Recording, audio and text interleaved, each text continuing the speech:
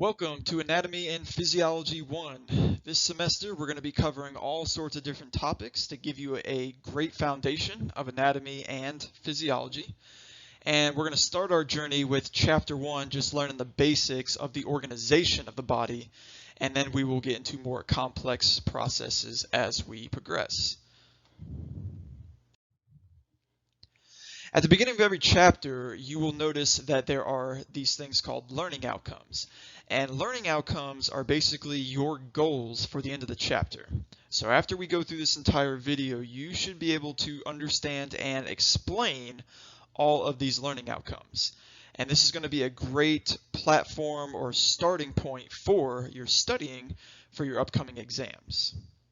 So as we go along throughout the chapter, you'll be able to identify, answer all of these learning outcomes. As you can see, more learning outcomes here for the first chapter. We're going to go through every single one of these together as a group. And just some more learning outcomes for you. Okay, let's begin. Let's actually talk about what we're doing in this class together. You're actually, believe it or not, taking two courses at once. Anatomy is one subject or one topic, and physiology is another discipline or another study. So we're going to group them together as one class called Anatomy and Physiology. But let's go to the next slide and we'll talk about the differences between the two. As you can see, anatomy is the study of the structural components of the human body. Basically, what makes up the human body, what does it look like, and where are they located? That's anatomy. So notice in the picture below, you can see a brain on the left, and we're looking at the shape of the brain. You can see the different folds and wrinkles. That's anatomy. Where the brain is located, for example, in your head, that is also a topic that we will discuss in anatomy, where these things are located. If you look at the picture on the right, you'll see we're looking at brain cells. So from a microscopic perspective, there's also things we can learn in anatomy. So we're looking at neurons, or the cells that make up your brain tissue, which are going to be different from the cells that are in your nose, which are different than the cells in your biceps muscle. So anatomy is what these things look like and where are they located. Physiology is how all of those things in the body work. So, how does my brain help me think? How does my brain help me move? How does my nose help me smell? So it has more to do with the function of the anatomy, is what the study of physiology is. So before we dive into more details talking about organization and homeostasis and the organ systems, the most important thing in this chapter, probably the most important thing all semester, if you don't get one thing out of this semester, the most important thing I would want you to know is how structure complements function. And we call this the rule of complementarity, as you can see in that first bullet point. But what this means is structure, or the anatomy, or the shape of something, dictates or determines the function of it. And that is a very, very, very central theme to this entire semester. So we're going to have all sorts of different cells in our body. We're going to have these weird rectangle cells in our stomach. We're going to have these weird square cells in our kidneys. Our red blood cells look like these little two-sided frisbee inner tube looking things. Our neurons, as you just saw in the previous picture, look like these little alien spider leg looking structures. And all of those shapes that I just described, because they're different, they're all going to have different functions. So the stomach is going to work a little different than the kidneys, which are going to work a little different than my brain, which is going to work different than my skin. So as we're going on through the cells and through the tissues and all the organs that you're going to learn, the shape of it is important. It's not just random. The shape determines the function of the organism.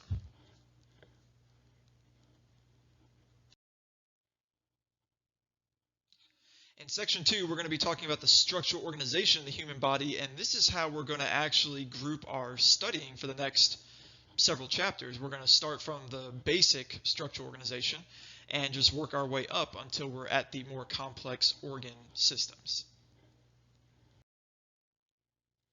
And here you can see the levels of body organization. And what we're going to do is we're going to start from the very beginning, as I mentioned. So our next chapter is we're going to actually study chemistry. And no matter who you are, if you're a human being, a dog, a cat, or a lizard, it doesn't matter. All of us are made up of chemicals. You are literally just a whole bunch of water and gas molecules that are organized into all the different organs and organ systems that some of us may know about. So the body is organized. It's not random. Yes, we have a whole bunch of atoms and electrons floating around, and they may seem like to be in a random fashion. However, when you put a whole bunch of chemicals together and you organize them, we get these little things inside of all the cells called organelles. And basically, those are just our mini organs. So inside the cells of your liver, inside the cells of your kidney, and in your muscles, we're going to have all these tiny organs, such as the nucleus. Some of you may have heard of that. And the nucleus is kind of like the brain of the cell. But we're also going to have organs of the cell that work like our muscles, work like our liver, work like our skin. So when you put all those organelles together, you're eventually going to get real live cells. We have all sorts of different cells in our body. We just saw a picture of brain cells earlier. We have red blood cells, we have white blood cells, and then we have other cells all throughout the body. And if you put a whole bunch of cells together, you kind of see where I'm going with this. You get something called tissues. And all tissues is just a whole bunch of cells working together for a common purpose, for a common function.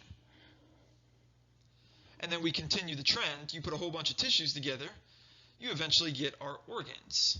You get your spleen, you get your pancreas, you get your bone marrow, your lymph nodes, all the things that we're going to learn about over the next 2 semesters. And then last but not least, if you put a whole bunch of organs together, you get organ systems, and those organ systems work together to make you, an organism. So an example of organs and organ systems. So my stomach is an organ. It's just one organ in my body.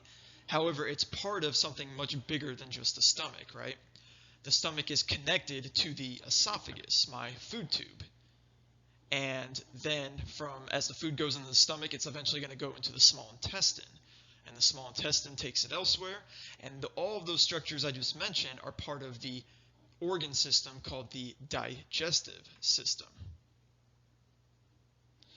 Another example is the kidneys, or are the kidneys. The kidneys are organs, but they're part of the urinary system along with your bladder and the tubes that connect the kidneys to the bladder. And then you put a whole bunch of systems together, or actually all of the systems together. You put the urinary with the digestive, with your skin, with your respiratory, with your cardiovascular, all the systems. Then you get a nice, healthy human being, individual, or organism.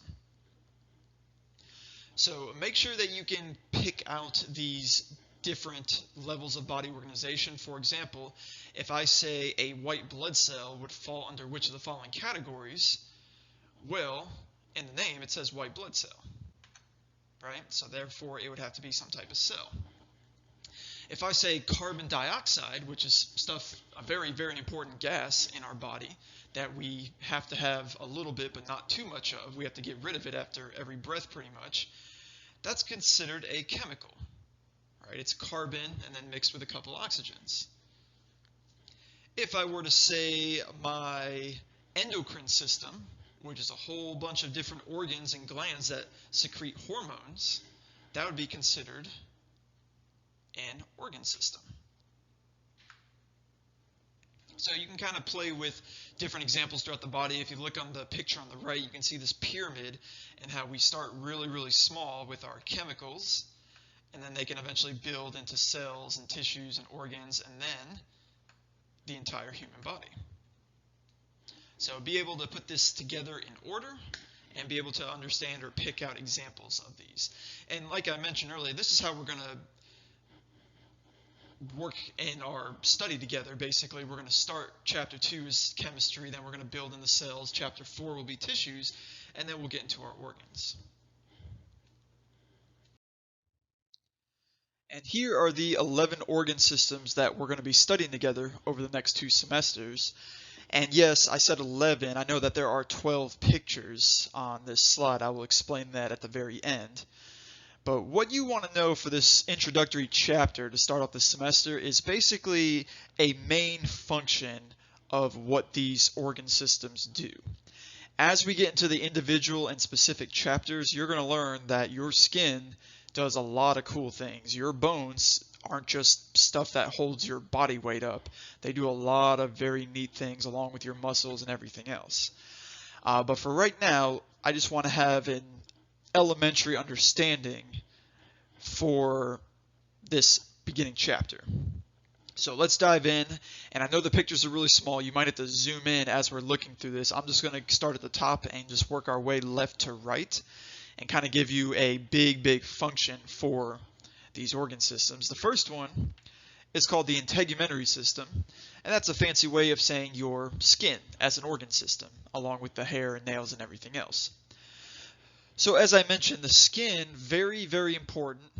It does a lot of really neat things, but the number one thing that it does is protect you, right? It is our barrier from the outside world from going into the inside of our body. If I had no skin, I would more than likely be sick 24/7 because any bacteria, virus, fungus, parasite, anything out in the environment could easily enter my body and flourish inside of me, which would not be good. So number one objective is going to be protection. Going to this second organ system here, that's our skeletal system, our bunch of bones. And the bones have a lot of cool, neat things. Their main job is the same thing. It's protection and supporting your body weight. So think about if you're standing right now while watching this, or just sitting, your bones are supporting you. Your bones are supporting your head. Your feet are supporting the entire weight distribution of your body, right? Of course, your knees and your hip and your spine help out, but so you don't fall over or have any, hopefully no hip or knee pain, your bones are balancing your weight distribution.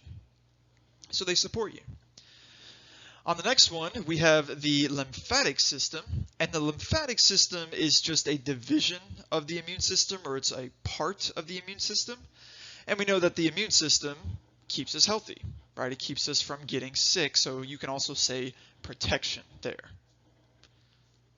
The respiratory system is our next one. You can see a couple of the structures such as the lungs and your windpipe and your nose. And the respiratory system, in one word or one sentence, it helps you breathe, right? You need oxygen to live, and you need to get rid of that carbon dioxide to live. And that's what the respiratory system specializes in. Going to the second row, you can see this muscle man. And the muscular system, in one word or one sentence, helps us move, right? It basically helps us get from point A to point B. Does a lot of other neat things, but all of your muscles in a way can move. We think about our leg muscles and the muscles in our neck perhaps, but your heart is a muscle. And right, what is your heart doing every single second to get blood and oxygen throughout your body? It's moving, it's pumping. We also have involuntary muscle that we can't control consciously, such as the muscle inside of your arteries and veins. The muscle inside your hollow organs, such as your stomach and your intestines, that are helping you digest and absorb your food. You don't control that, but it's still muscle and it still moves. So we'll talk more about that later on in the semester. And then the next one is the nervous system. And I'm a little biased. The nervous system is my favorite organ system to study out of all of these. But the nervous system is the capital of the human body. It's what's in charge of everything else. So if you cut your skin doesn't just automatically grow back. Your nervous system has to give it chemicals and the resources from the bloodstream. It has to tell the skin to heal.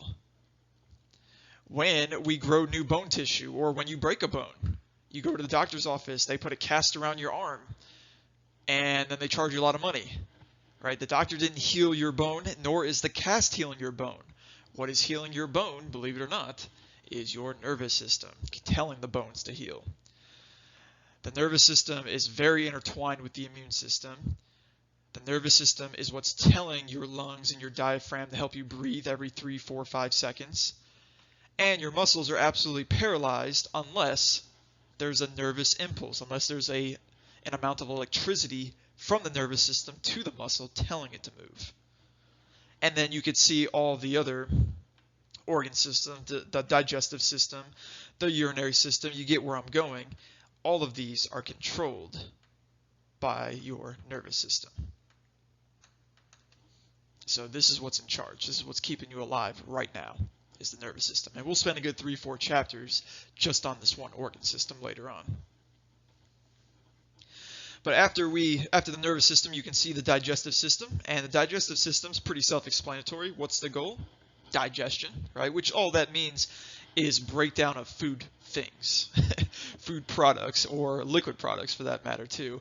We're going to break down those things into the smallest possible pieces, because the blood vessels that actually absorb them are microscopically small. So when you eat your peanut butter and jelly sandwich and you chew up your food into really small pieces, that's great, that's awesome. But your stomach and your small intestine and everything else continues to break it down until it's microscopic, so we can absorb it. And the whole purpose of absorbing things is we want the nutrients, right? We want the vitamins, we want the minerals, we want the energy from the sugars and from the fats, and we want the strength from the proteins. So that's your digestive system. Our urinary system is the next one, and the main function of the urinary system is to get rid of waste and filter our blood. And really, that's all your urine is. Your urine is just filtered blood. Every single drop of blood in your body goes to the kidneys, and 99% of it returns back to the bloodstream, and the 1% ends up in your bladder eventually, and you urinate it out. So that's the job of the kidneys and the urinary system. Finally, on the bottom row, we have the endocrine system. The endocrine system is a very multifaceted system that secretes something called hormones. And hormones are chemicals that basically affect something else in the body. And when I say chemicals, really it's going to be chemicals floating around in the bloodstream, because all endocrine organs and glands secrete these chemicals directly into the bloodstream. So an example is insulin. Insulin is a hormone that is released from the pancreas. It goes in the bloodstream, and it tells your body to allow sugar to enter the cells to lower your blood sugar. So insulin is released, and then it does something elsewhere in the body. Growth hormone is another easy one to talk about. Growth hormone is released from somewhere in your brain, and it tells your body to grow and heal and repair. So it's not just your brain doing that, it's your skin, your bone, and your muscles, and your tissues. So it goes all over the body.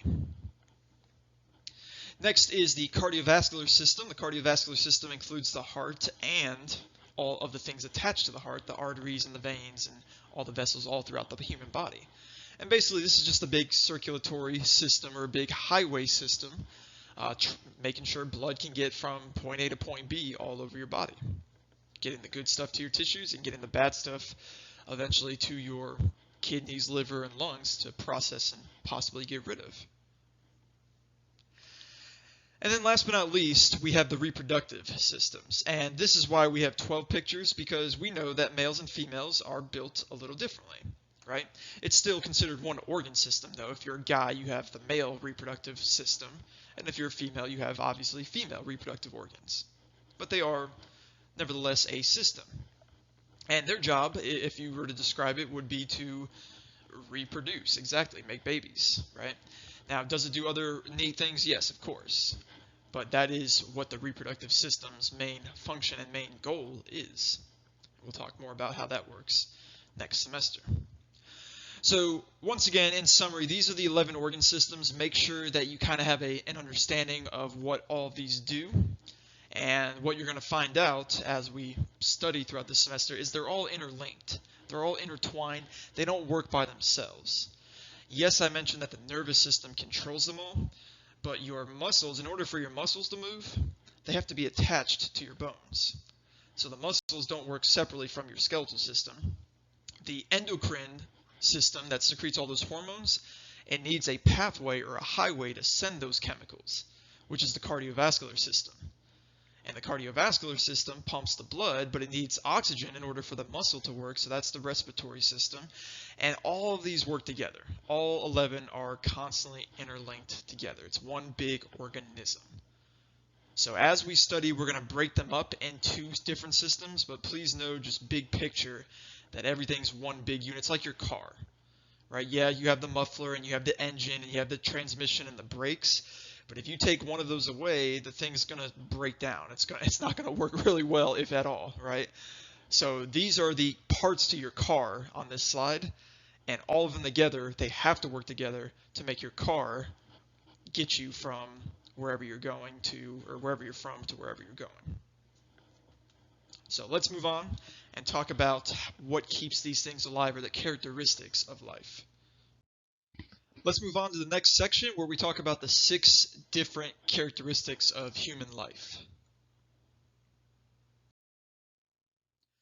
In no particular order, there are 6 main characteristics of human life, and we need all 6 of these in order to make sure that our organism, ourselves, are healthy and alive.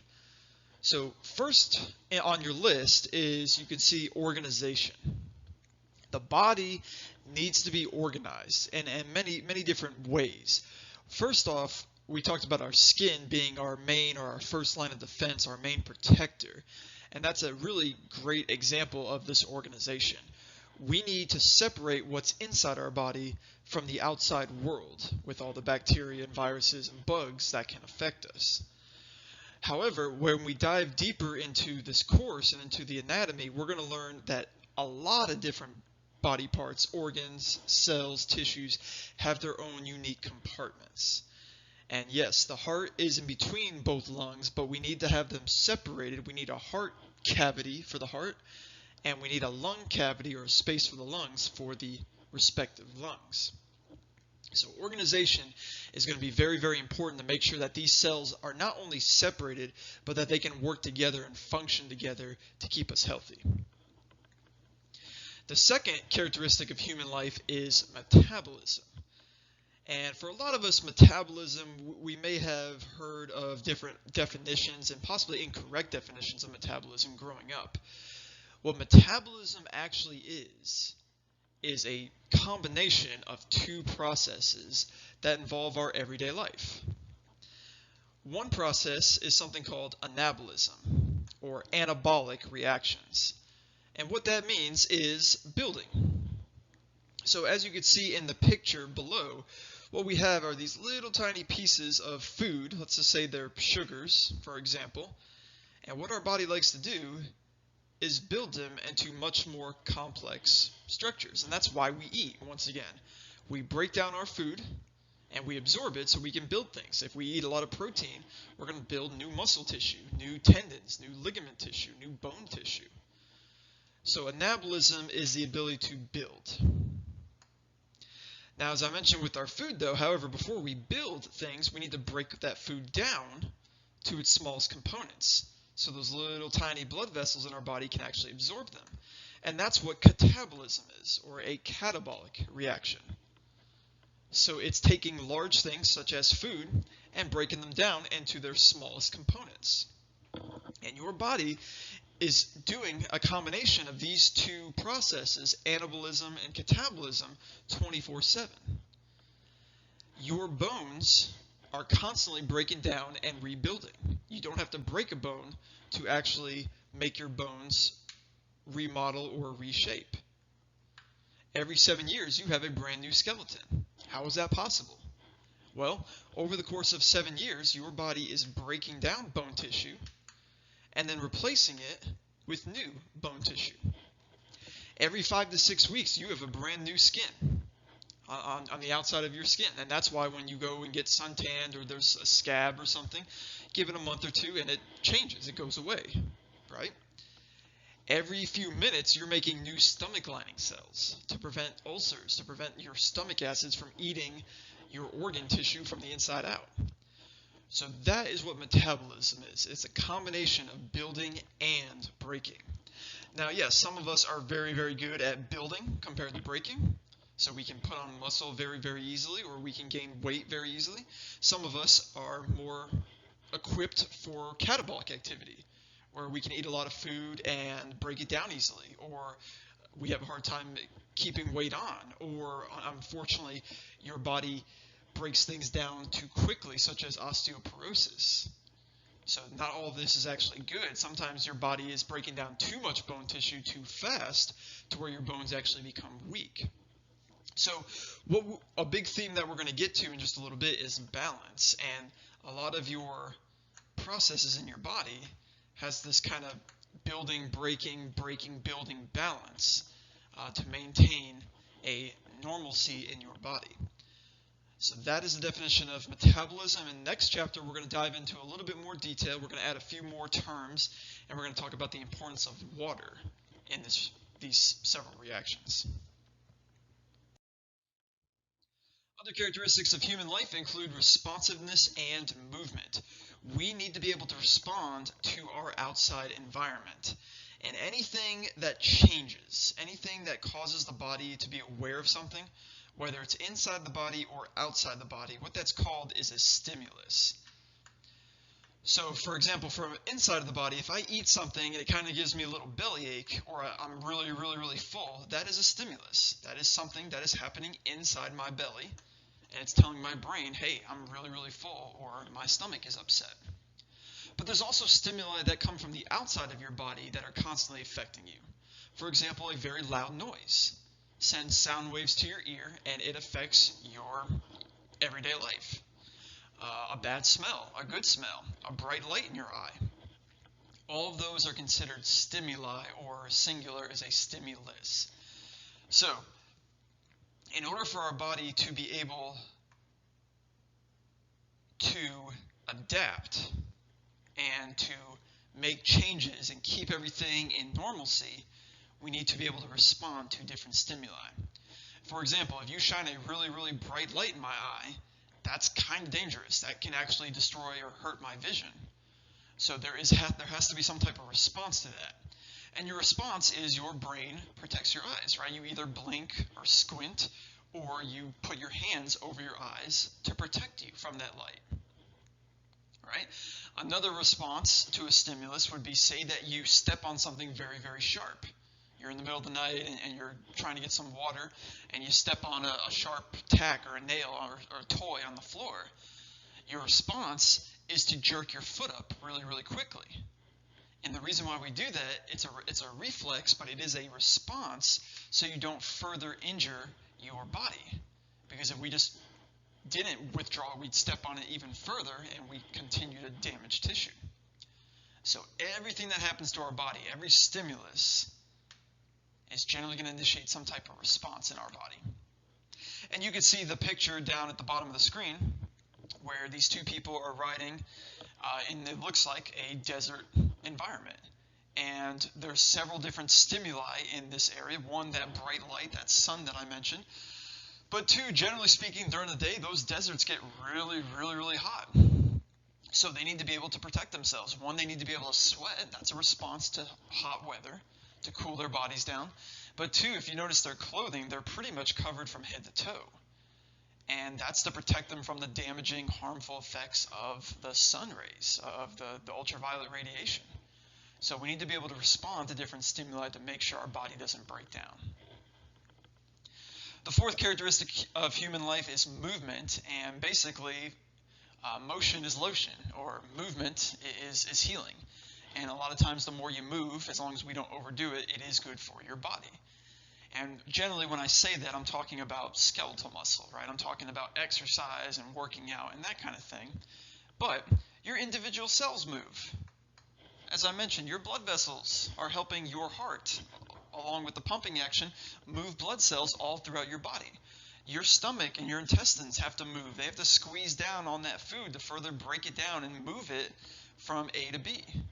So a lot of different parts of our body have to move or have to communicate with one another in order for everything to work properly. And finally, the last two characteristics of human life, as you can see, are development and growth and reproduction. So we need to grow, we need to develop as our life goes on. And a really good example of this is take your fist and kind of ball it up like you're about to punch a pillow or something. And the size of that fist, generally speaking, they say that it is pretty accurate in regards to the size of your heart. And I would agree with that. So if you take a 6-year-old or a 7-year-old and you tell them to make a fist, that should equal about the size of their heart, give or take, a little bit. As that 6 or 7-year-old grows, their fist obviously grows, but so does their heart, so does everything else in their body. Their stomach needs to grow, their brain needs to grow, their liver needs to grow, their bones need to grow. Everything needs to grow in proportion in order to live a healthy and happy life. So what if that 6, 7-year-old grew up to be 21 years old and their heart never got bigger from age 7? We'd have this really, really tiny heart, and what would happen is it would be very overwhelmed. It would not be able to pump enough blood to that 21-year-old grown body, and you would probably suffer from some type of heart failure or heart attack, unfortunately. So as the body grows, everything in the body needs to grow as well, and that plays a really, really important role in repairing tissues as well. Even though as we age, as soon as you get into your 30s and 40s, a lot of things start breaking down. Your hormones slow down, your skin doesn't heal as well, your muscles and bones aren't as strong, but we are constantly repairing tissue even onto our deathbed. In your 60s, 70s, 80s, 90s, even if you live to past 100, you do repair cells and tissues. It's just you don't do it as well compared to when you were younger. But as we grow through life, we constantly need to be growing and repairing and making new tissues in order to stay alive. And then the last little bit of the characteristic of human life is reproduction. And as you can see in the picture on the left is a sperm cell meeting an egg, and then eventually it can possibly form a new organism. Now, this is really, really important for characteristics of making new human lives, right? If we want to populate a city or populate a nation, yes, we need to have babies. That's kind of the only way to do it. But this isn't necessary for our own human life, right? You can go a life without having kids, and your body won't have any serious side effects or anything like that. But if we're trying to make more human lives, reproduction is vital, is important. You need to have a male and female make a baby. So that's what we're talking about with reproduction. We're also, later on in the semester, we're going to talk about cell reproduction. And in order to live, your cells need to constantly reproduce. That's kind of along the same lines as this growth and development as well.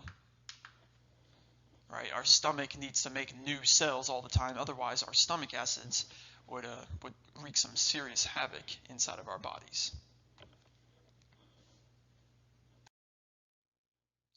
And then we move on to the final section of the chapter, Anatomical Terms. We're going to be talking about basically anatomy, a lot of different regions of the body and cavities of the body. And then we'll end with some physiology of how we maintain equilibrium or balance in the human body. Our first term for this section is anatomical position. If you take a look at the picture on the right side of the screen, you'll see this woman standing upright, and notice how her palms are out to her side and they're facing forward.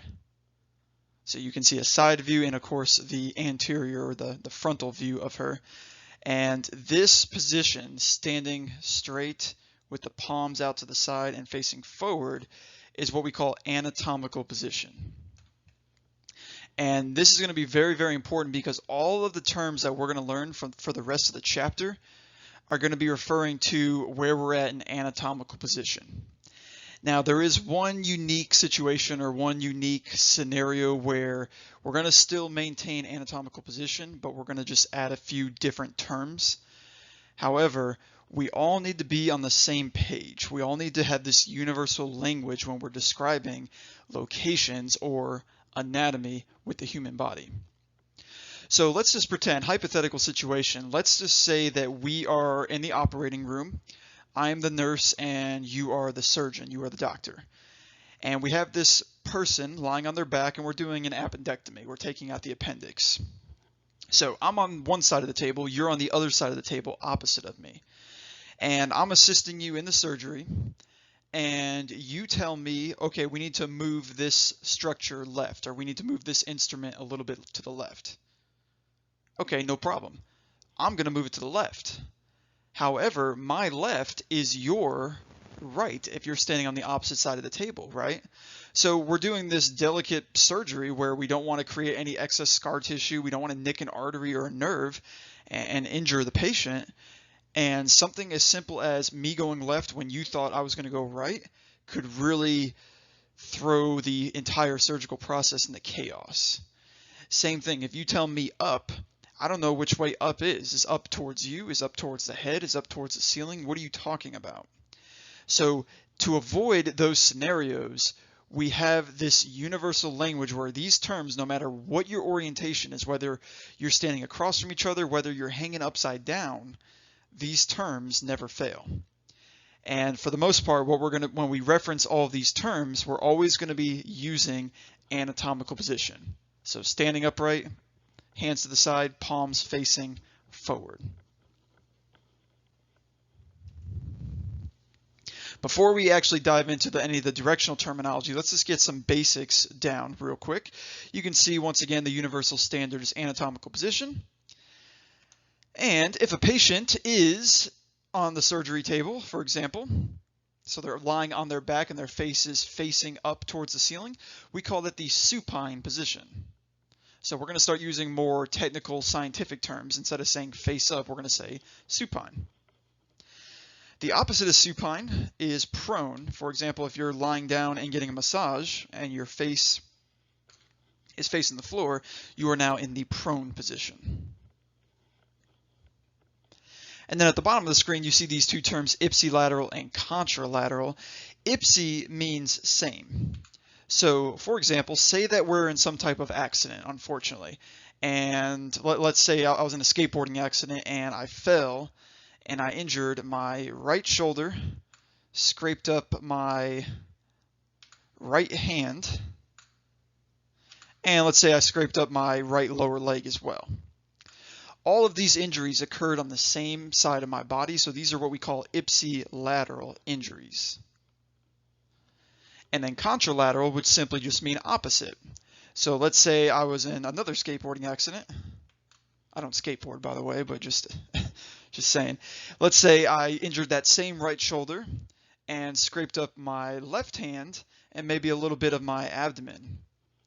Those are contralateral injuries in that case. Opposite sides of the body were affected, or both sides of the body were affected. So you'll see these terms as we progress throughout the semester.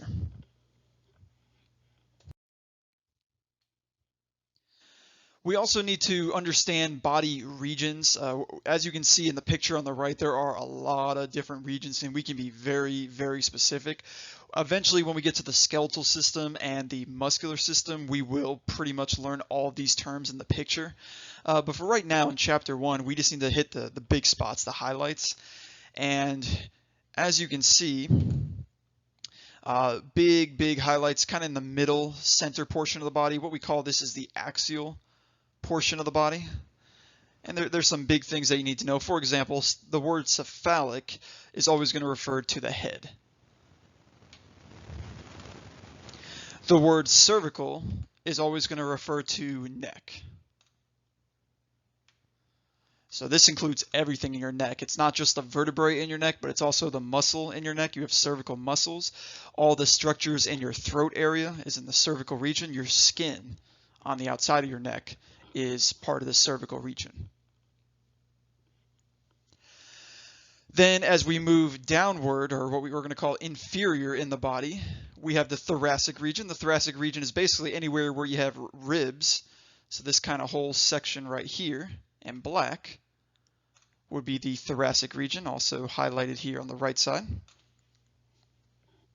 And then our abdominal region is anywhere where our abdomen is, our belly pretty much, where our digestive organs are located. And then last but not least, you have your pelvis, and the pelvis is just kind of your hip, groin, and genital pubic area. So it's basically where all your hip bones, they kind of wrap around all the way around your body. We're going to call that the pelvis, or the pelvic region. So most of those terms you've probably heard in the past. And as we move on to the appendicular region, we also have some terms. So the appendicular region is referring to the appendages, or basically what we call the limbs of our body. So you have the 2 arms and the 2 legs. And we're going to have specific regions, as you can see on your slide. Let's go over them. The brachial region is what we refer to specifically as the arm. It's really, technically, it's the upper arm. And this is basically from your shoulder all the way down to your elbow. So I'll put a red star right there. That's your brachial region. And what you're going to learn in this class is a lot of these terms come from either Latin or Greek origin.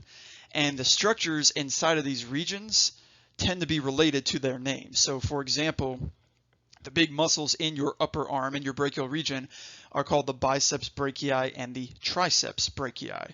You also have smaller muscles such as the brachialis and brachioradialis in this region. You have big vessels, brachial artery, brachial vein, also in this area. So we get the names from those regions. Moving down the arm, you'll see the cubital region is the elbow. Specifically, it's just the front of the elbow, and maybe just a little bit of the medial side or towards your body, where if you hit your funny bone really hard, you hit that cubital tunnel, that cubital region. But it's specifically the front part of your elbow. It's not the backside. We're going to have a different name for that later on. And then as we move down past the elbow, you get to the antebrachial region. And the antebrachial region is what we typically refer to as your forearm. I'm highlighting that in this gold color. So it's everything between your elbow and your wrist.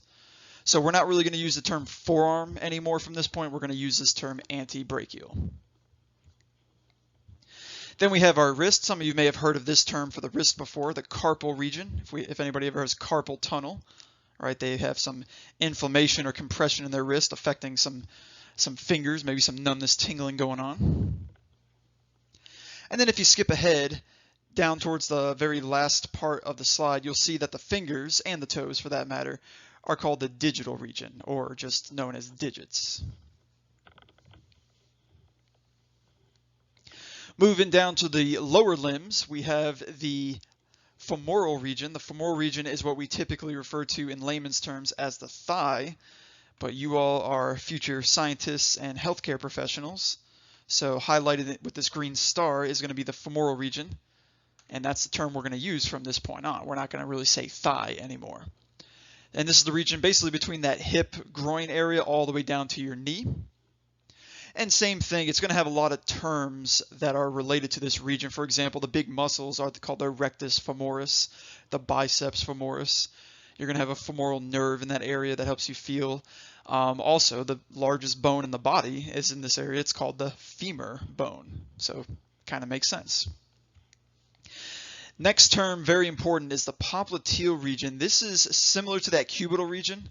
Remember, the cubital region was only the front of the knee. Sorry, excuse me, front of the elbow. The popliteal region is only the back of the knee.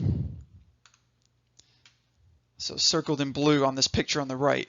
The back of the knee is known as the popliteal region. And same thing, we're going to have a popliteus muscle. We're going to have some arteries and veins and nerves in that area called popliteal.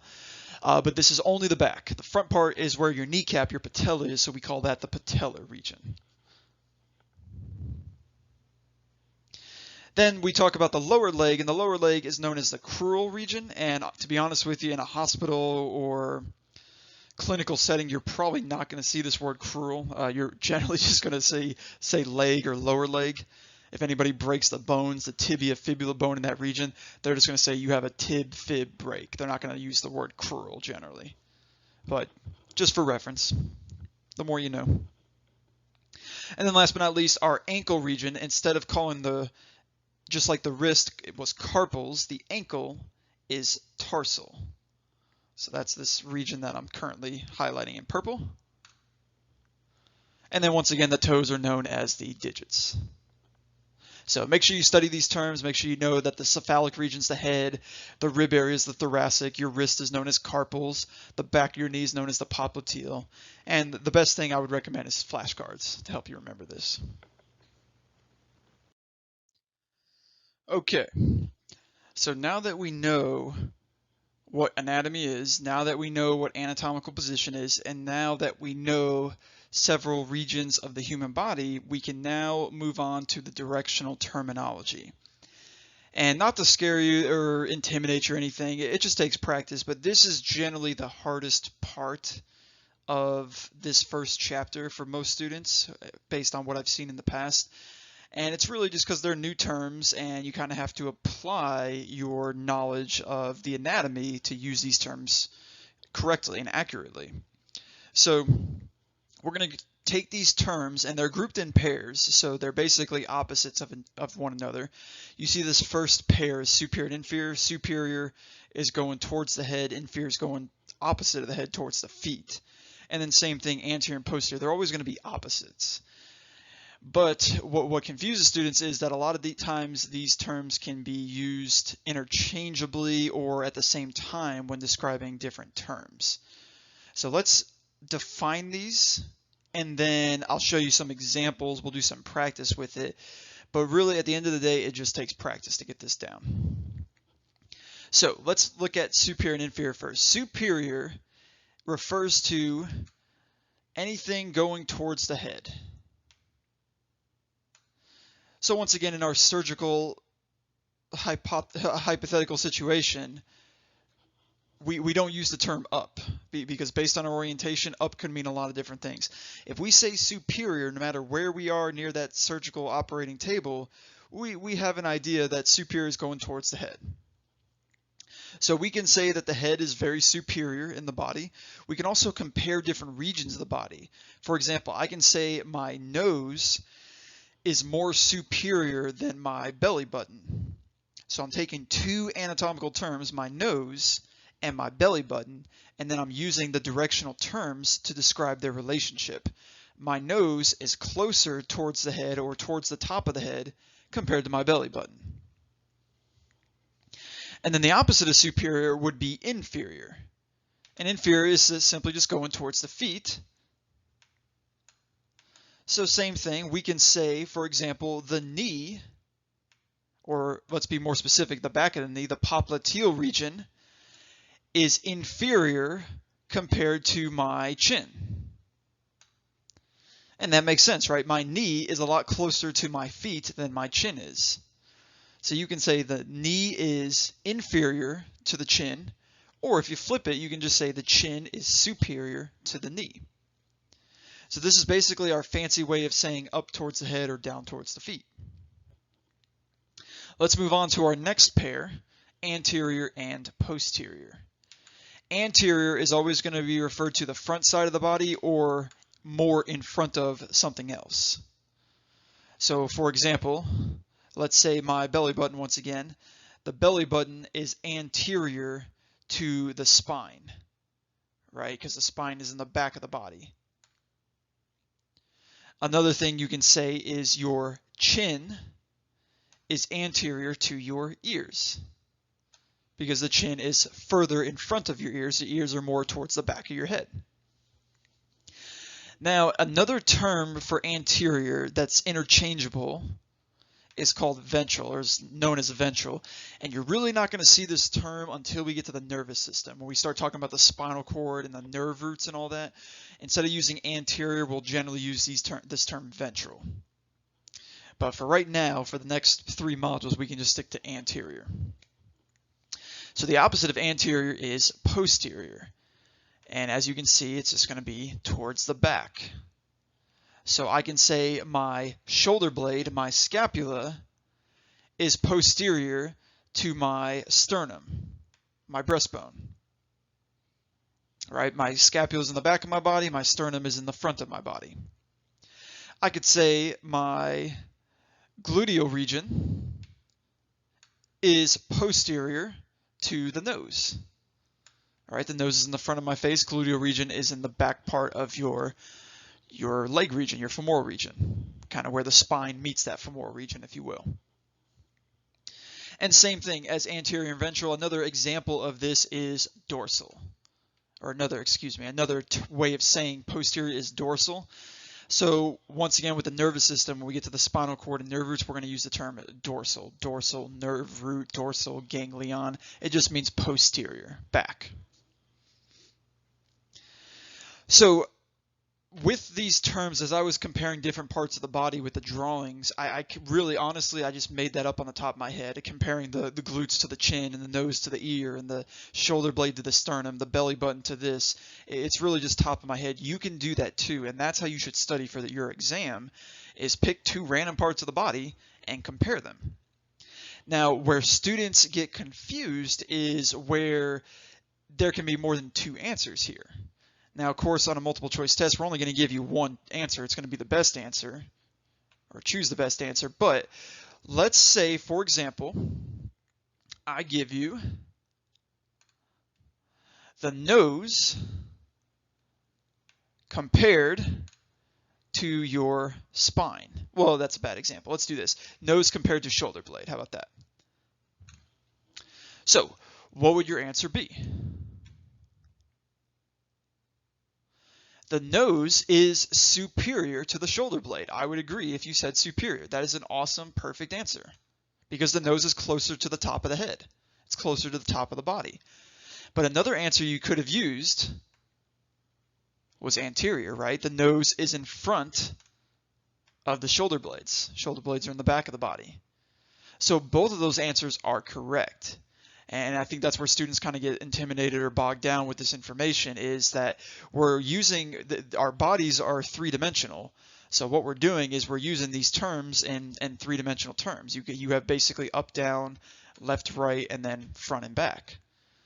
So yes, there are multiple answers for these types of questions. Of course, we're only going to give you one correct answer so it doesn't confuse you on your exam.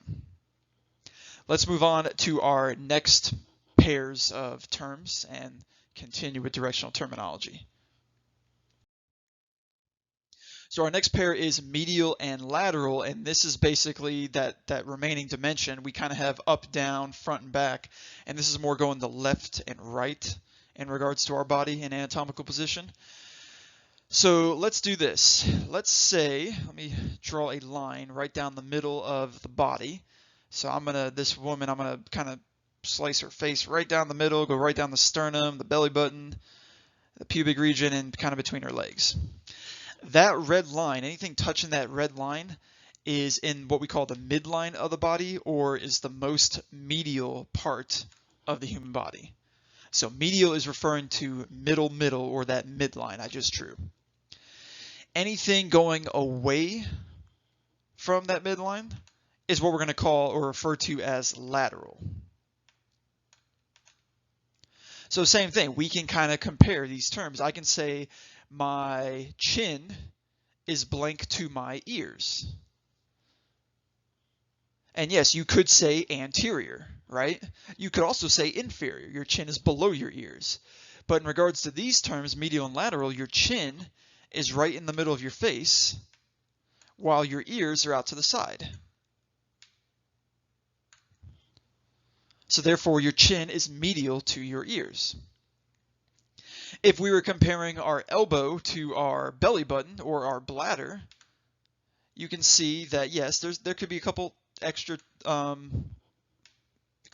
extra answers, right? If I'm comparing my elbow to my bladder, I could say the elbow is superior to my bladder. But I could also say the elbow is lateral to the bladder, because the elbow is out to the sides, where the bladder is kind of right in that midline. And then, as we move on to number 4, the fourth pair is what we refer to as proximal and distal. Now, hang with me. Proximal and distal are very unique. They're very specific. We only use these terms when we are referring to the limbs, and it has to be two parts on the same limb. So I'll put same over here. So for example, I have to compare my right shoulder to my right carpal region, or my right wrist. If I compare my right shoulder to my left elbow, we're not going to use these terms because they're not on the same limb. Same thing if I say my right antebrachial region, which is our forearm region, compared to my right lower leg, yes, they're both on the right side of the body, but they're different limbs. One's the arm, one's the leg. So it has to be the same limb. Now, why do we do this? Well, in some weird situations, sometimes we can get out of anatomical position, right? So say that you're in your seat watching this video, and you have your hands, your arms hanging down by your side, and you're sitting in anatomical position. Let's just say that. If I was to tell you to compare your elbows to your wrist, you could say your elbows are superior to your wrist, right? Yeah, that would make sense. Your elbows are closer to the top of your head. But what if you're in class and you ask a question and you raise your hand? So hold your hand up as if you're asking a question and compare your elbow to your wrist now. And what you'll notice is your elbow is quote unquote now inferior to your wrist. It's now closer to your feet because your wrist is raised above your head. So to avoid confusion, to avoid any inconsistencies with our system, proximal and distal is going to be universal with the same limb. Now we're also going to see this next semester when we talk about the digestive system or any type of tube for that matter. For example, our arteries and our veins, we can use the proximal part of the artery and the distal part of the artery. But for right now, for this semester, proximal distal is only going to be referring to the same limb. So what are they? What's the difference? Let's draw our core of our body, or outline the core of the body, the kind of that thoracic abdominal region. This is what I refer to as the trunk of the body, or the core of the body, excuse me. So anything touching this red box that I just highlighted, that is the most proximal part of that limb. So what connects your arm to that red box is your shoulder. So the shoulder is the beginning of your arm, or what we're going to call the proximal part of your upper limb, your arm limb thing. As we move down the arm, we get further away from that attachment point. So as we go down to the elbow, we're getting distal, further away from that part where we actually are connected to our chest, belly, pelvic region. As we go further down the arm, we're getting more distal, and the most distal thing in the arm are the fingers, because they are furthest away from that shoulder joint. Same thing with the lower limb. Let's do the lower limb, but let's work backwards here. The most distal part of the lower limb are your toes. And as we move up to the knee region, we become a little more proximal. Femoral region, a little bit more proximal. And the part that's actually touching your core or connecting your lower limb to your trunk is your hip socket, your hip joint. So your hip is the most proximal part of your lower limb. So when comparing these things, remember they have to be on the same limb. So for example, let's say that I have my carpal region compared to my brachial region. So my carpal is blank to my brachial. Let's clear some of these crazy arrows out and just do one at a time. Carpal compared to brachial. My carpal is further away from that core connection, that trunk connection, that shoulder joint. So therefore, my carpal region is distal to my brachial region. Next, let's compare the femoral region to the popliteal region. Now remember, the popliteal region is more the back of the knee. Well, we can do this. There we go. The femoral region, F for femoral, and then the popliteal region here. So we could say the femoral region is more proximal than the popliteal region, or the femoral region is proximal to the popliteal. It's closer to that hip socket, that hip joint. So once again, everyone, the best way to do this is just study is just go over it. Repetition is king in this type of class. So make things up on the top of your head. Compare your toes to your ankle. Compare your fingers to your elbow. Compare your chin to your belly button. Compare your liver to your lungs. Just everything that we've learned so far, you can kind of just randomize and whatever comes to the top of your head, and you can use these anatomical terms. Now there is one more set that we have to address on the next slide. So let's keep moving. The last pair in regards to anatomical terms, or it's probably the easiest one, is superficial and deep. So superficial is referring to the surface. As you can see, this is a picture of a pig, and basically the hair or the outside, the skin of the pig is the most superficial thing in the body. And anything inside the body is going to be referred to as deep. So here, kind of a graphic picture, but we basically split open the throat region, the cervical region, and we're looking, here's your windpipe right here.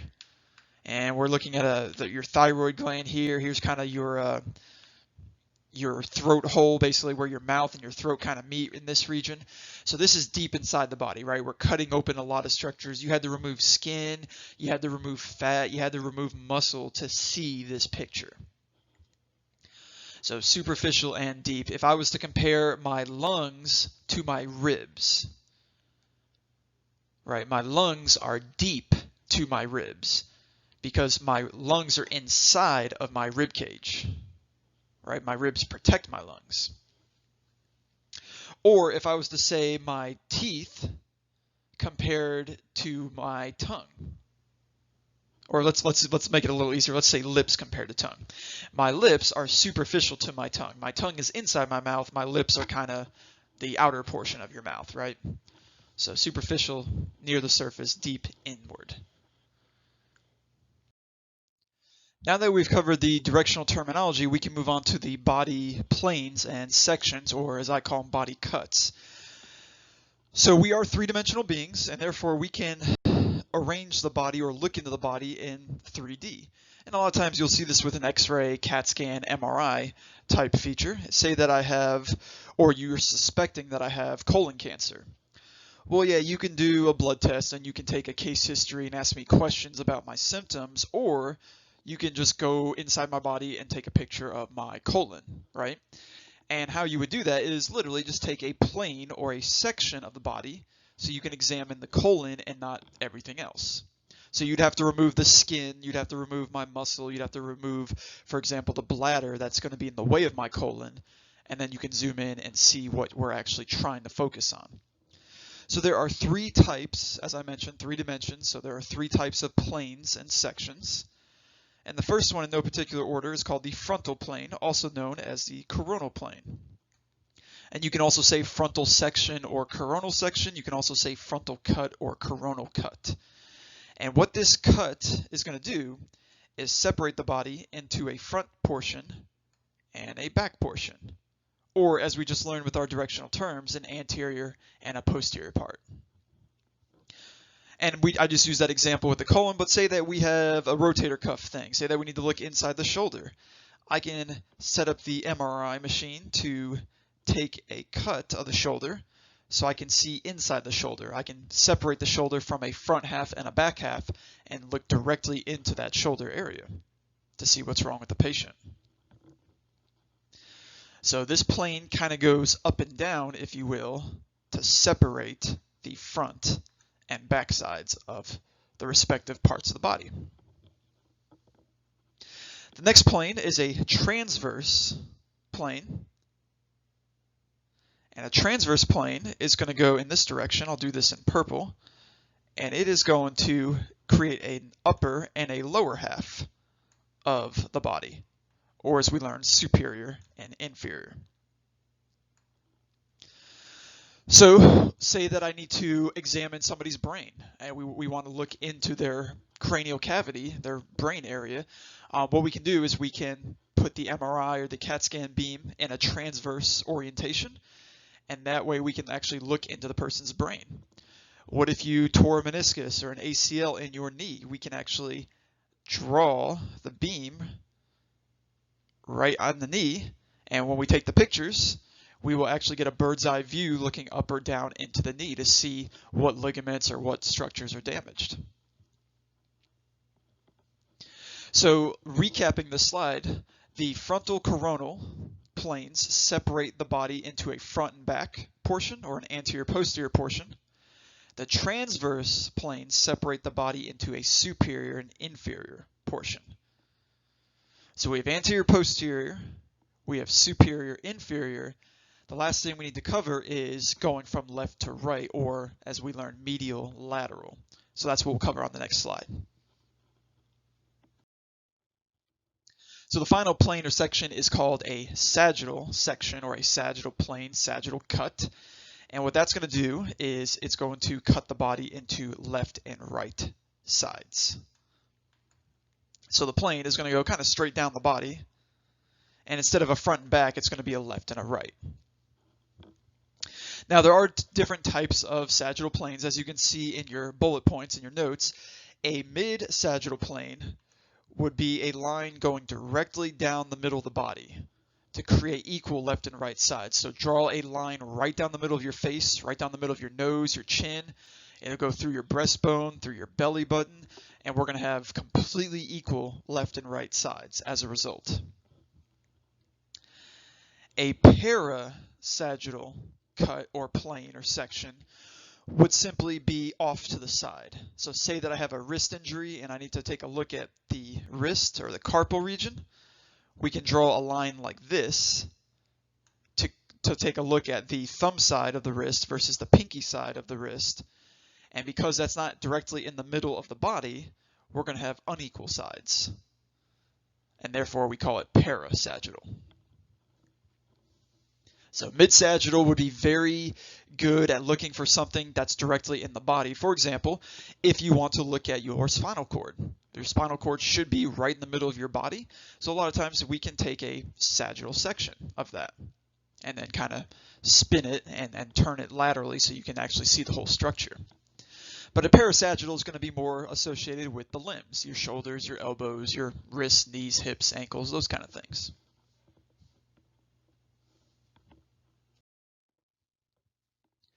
So let's do a little review. As you'll see with this slide, there are multiple answers to these questions.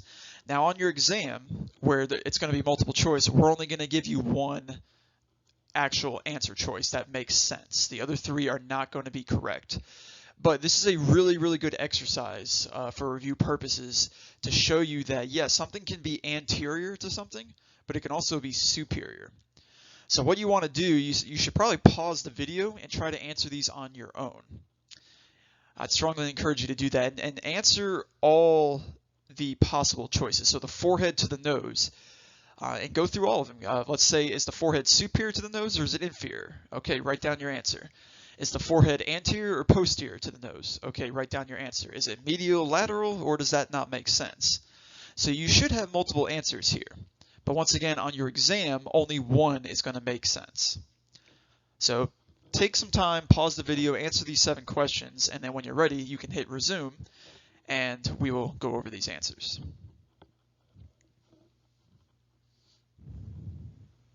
Okay, so let's go over these answers. Number 1 says the forehead is blank to the nose.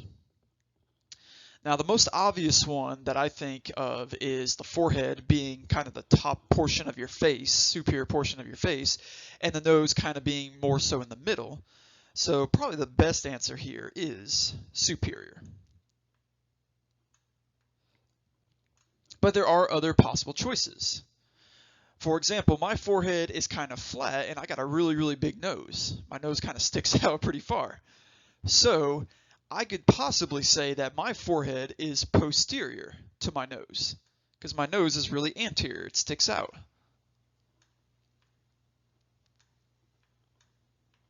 So you can see that's an example of how there could be multiple answer choices. Now, when we go to medial and lateral, that really doesn't work, unfortunately. So yes, the nose is directly in the middle of your face. Absolutely. I like what you're thinking if you put medial lateral. However, so is your forehead.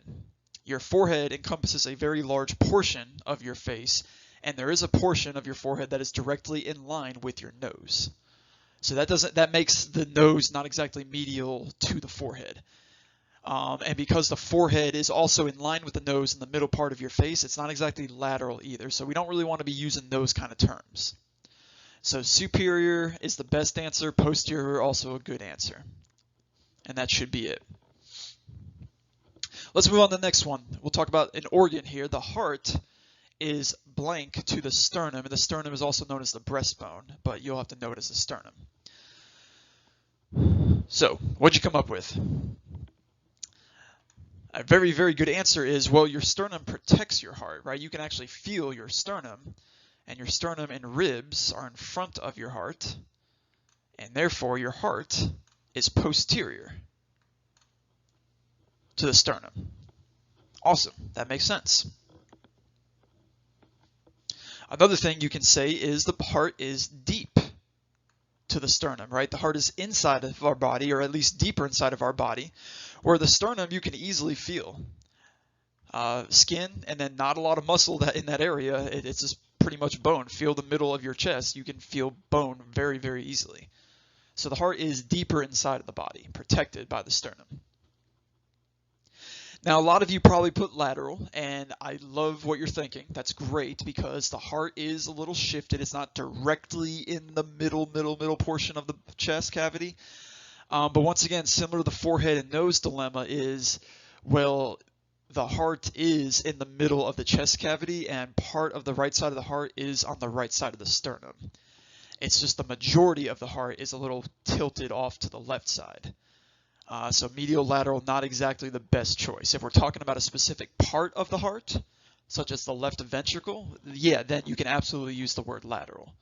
But the heart in itself is in line with the sternum. It's directly behind it. So posterior and deep are really the best answer choices there. Let's move along. The mouth compared to the ear. The mouth compared to the ear. So first thing that pops in my head is my mouth is in front of my ears. My ears are kind of near the back portion of my head, if you will, and my mouth is in the front of my face. So anterior would be a good answer. Another good answer would be your mouth is a little inferior to your ears. All right, your jaw connects to that area where your ears are, and your mouth is below that articulating or that joint of the jaw. And then another one is the mouth is straight smack dab in the middle of your face and the ears are off to the side. So you could also say the mouth is medial. Running out of room here. Medial. There we go. The mouth is medial to your two ears. So all three of those answers would be absolutely correct. Once again, only one of those is going to be on a test question. Moving right along, number 4, the arms are blank to the chest. And without being nitpicky here, there's really only one answer choice that you should have gotten, or should have arrived at, and that is lateral. Remember, standing in anatomical position, the arms are hanging down by their side, the palms are facing anteriorly or forward, so the arms are lateral to the chest. Now, why can't we use proximal distal here? Remember our criteria for proximal distal. We only use that with the limbs, and it has to be two structures on the same limb. The chest is not part of the arm. Does it connect to your shoulder and therefore connect to your arm? Yeah, but it's not part of the arm itself. The chest is actually part of that thoracic cavity, part of your torso or your trunk. So we cannot use proximal distal in this situation. The only one that actually makes sense here would be lateral. Inferior superior really wouldn't work because if you stand up and put your arms to the side, your brachial region, your arm, is pretty much should be in line with your chest for the most part. So moving on to number 5, the knee is blank to the thigh. Now we didn't exactly clarify which knee to which thigh like we did on number 7. So let's not be too crazy and too tricky. Let's just say the left knee to the left thigh. So in that situation, I would really only like you to have one answer, and that one answer would be distal.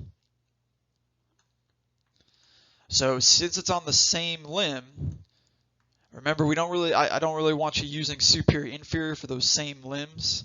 I want you using proximal distal. And all we're saying here is the knee is closer to the toes than the thigh is, than your femoral region.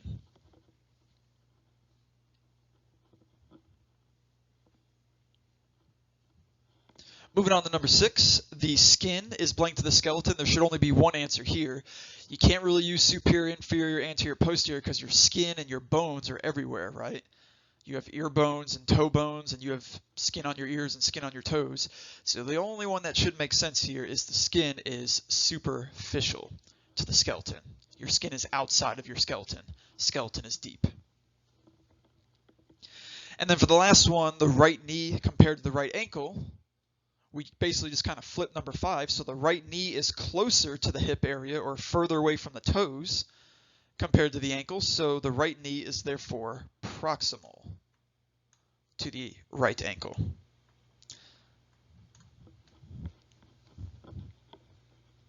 So hopefully you did okay. If not, no big deal. This is chapter 1. It's day 1 of class. Don't be stressing out or anything like that.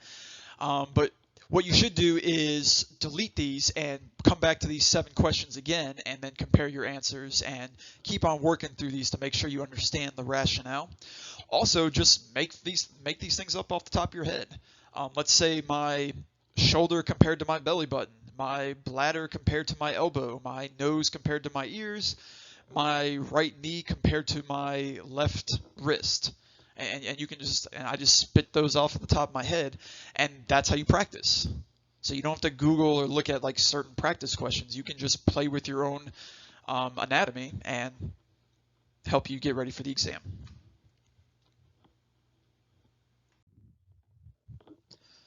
As you see here, this slide is a review for the planes, sections, and cuts that we just recently covered. And I would encourage you to do the same thing. Hit the pause button and work through these questions by yourself. And then when you're ready, hit the play or resume button and see if your answers line up to mine. So let's look at number 1 first. What plane divides the heart into equal left and right sides? Very difficult question, trick question, if there is such thing as a trick question. The main thing that I want you to have down on this is sagittal. If you have something sagittal or just sagittal, awesome, you're correct, you're in great shape. That's what I need you to know. We haven't really covered the anatomy of the heart and the anatomy of the thoracic cavity to really arrive at the exact question. But if you look at your definitions, if we want to be really, really, really picky here, what plane divides the heart into equal left and right sides? So our word mid-sagittal, or our term mid-sagittal, that meant dividing the body into left and right equal sides. And as we discussed a little earlier, the heart isn't exactly in the middle of the body. It is pretty much in the middle of the chest cavity for the most part, but the left side is a little bigger than the right, and therefore it is a little off kiltered, if you will, if we're drawing a straight line throughout the body. So actually, the best answer here, believe it or not, is parasagittal, regardless of what your slides and textbook says. So I'll just put para-S for parasagittal. Once again, though, if you put something sagittal, I'm good with that. Your other instructors are going to be good with that. You're okay. You got the concept. The left and right is the big thing we need you to know. Sagittal separates left and right. So then number 2, what plane separates the left arm from the rest of the body? This one's a little easier. If we're in anatomical position, we draw our little stick figure guy. Really big arms, I guess. There we go. If we're separating the left arm, and he's not in anatomical position, there is a but, regardless if he was, what we need to do is we need to separate it like this. So what I just drew was a sagittal line creating a left and a right difference. And because it's not smack dab in the middle of the body, that would also be considered a parasagittal plane, or a parasagittal section or cut. Once again, big key thing is sagittal. I need you to know that sagittal separating left to right. Let's look at number 3. What plane separates the lungs from the small intestine? So we haven't exactly covered internal anatomy yet, but for the most part, we know the answer to this, right? We know our lungs are in our chest, and we know our guts and intestines are kind of in our belly region. So by that logic, you can figure out the answer. The lungs are obviously going to be superior to the small intestines, and therefore we need to draw a line that separates them. So in green, if the lungs are up here in the chest cavity, and then in purple, the intestines are down here, what we need to do is we need to draw a line separating the two. And that line, what we called that was a transverse plane or a transverse section. And that creates a superior and an inferior split, or a superior and inferior section. So your lungs are superior to your intestines. And then last but not least, number 4, what plane divides the kidneys into anterior and posterior halves? And your key words here to help you answer the question are anterior and posterior halves. So whether it's the kidneys or the adrenal gland or the thyroid or your brain, it doesn't matter what organ we're talking about. Your answer to separate something into an anterior and posterior half is your frontal plane. And remember, we also call that the coronal section as well. So I'll just put CO for coronal. Those two words mean the exact same thing. So big thing is understanding what's separating what. Sagittal separating left and right. Transverse is separating superior and inferior. And then frontal coronal is separating anterior and posterior halves. Same thing, I would encourage you to delete this and kind of rework through this, or just make up practice questions on your own. Take the brain and separate it from your esophagus. Take your elbow and separate it from your chest, your belly button area. You can just top of your head make up practice test questions for yourself.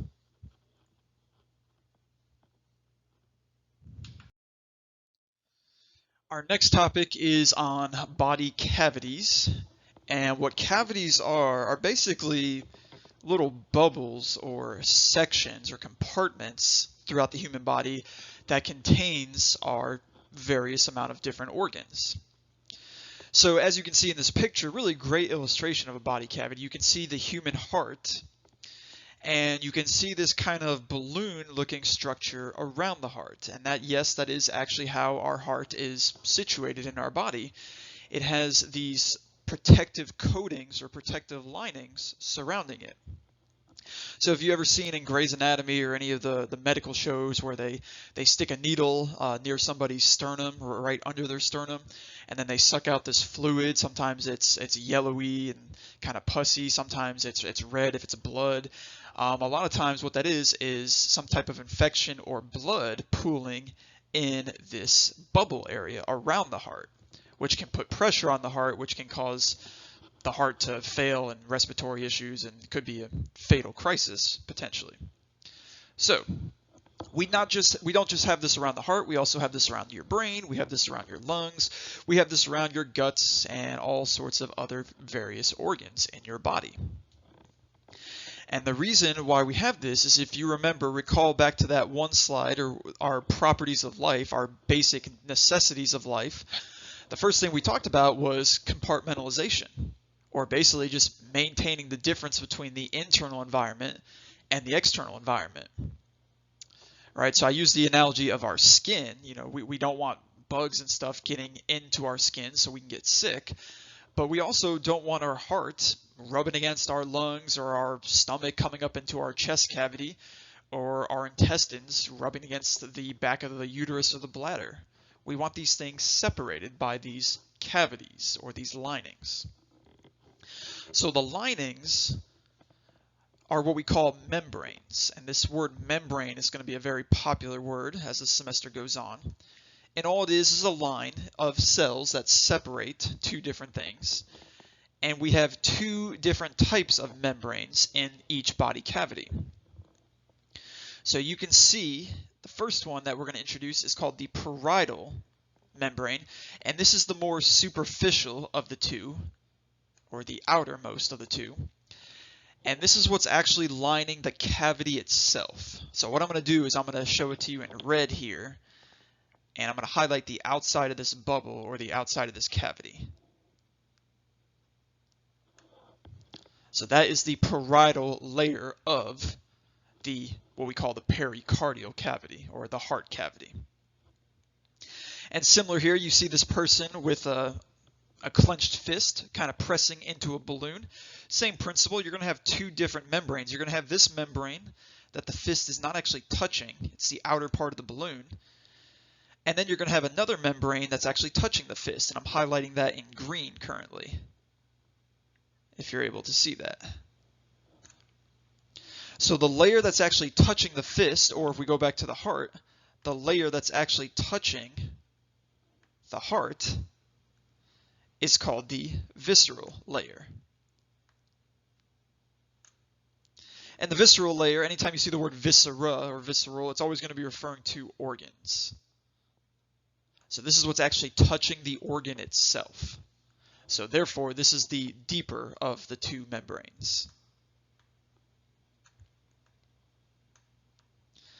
And pretty much every single body cavity we're going to talk about from now until the very end of Anatomy and Physiology 2 is going to be these two names. Whatever's touching the organ is going to be the visceral layer, and whatever's outside of the visceral layer, or lining the entire cavity, is called the parietal layer. So make sure you study these two terms. We're going to see this a lot, especially next semester. So now that we know the anatomy of a cavity with the visceral and parietal layers, now we can actually learn the names of all of the different cavities throughout the body. So two major cavities. We're going to start with these two over-encompassing or big ones, and then we can zoom in on the two and have these kind of subcategories or sub-cavities. But the two big ones that you need to know, number one is the dorsal cavity, also known as the posterior cavity, right? Dorsal, posterior mean the same thing. And then the second one that you're going to see that's not on this slide is the ventral cavity. So I'll put it down here, or also known as the anterior cavity. So every single cavity in the body, every cavity in the body is going to fit under one of these two categories. It's either going to be part of the dorsal cavity or the ventral cavity, because these are the two major cavities, as you can see on your slide. Now it's very easy to separate these in your mind or distinguish them when you're studying, because as you notice, the only two parts of the dorsal cavity is anything to do with the nervous system.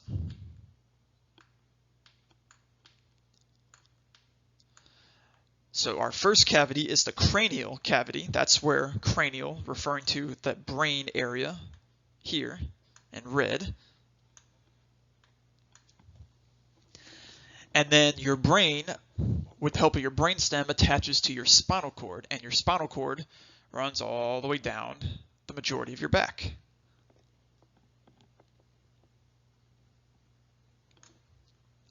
And that's it. Those are the only two parts of the dorsal cavity. It's anything to do with your nervous system, or I really should be more specific, it's your central nervous system. So we'll put CEN, central nervous system, because you do have nerves all over your body. So because the spinal cord is in the back and the spinal cord attaches directly to the brain, those two structures, those two cavities are considered part of the back side of the body, dorsal cavity. And anything else we talk about, anything with the lungs, the heart, the intestines, the bladder, uterus, anything else, and even the other abdominal organs such as the liver and the pancreas, they're all going to be falling under this category, the ventral category. So if you know that the brain and spinal cord is in the back, you can assume that everything else is in the front, and your assumption would be correct.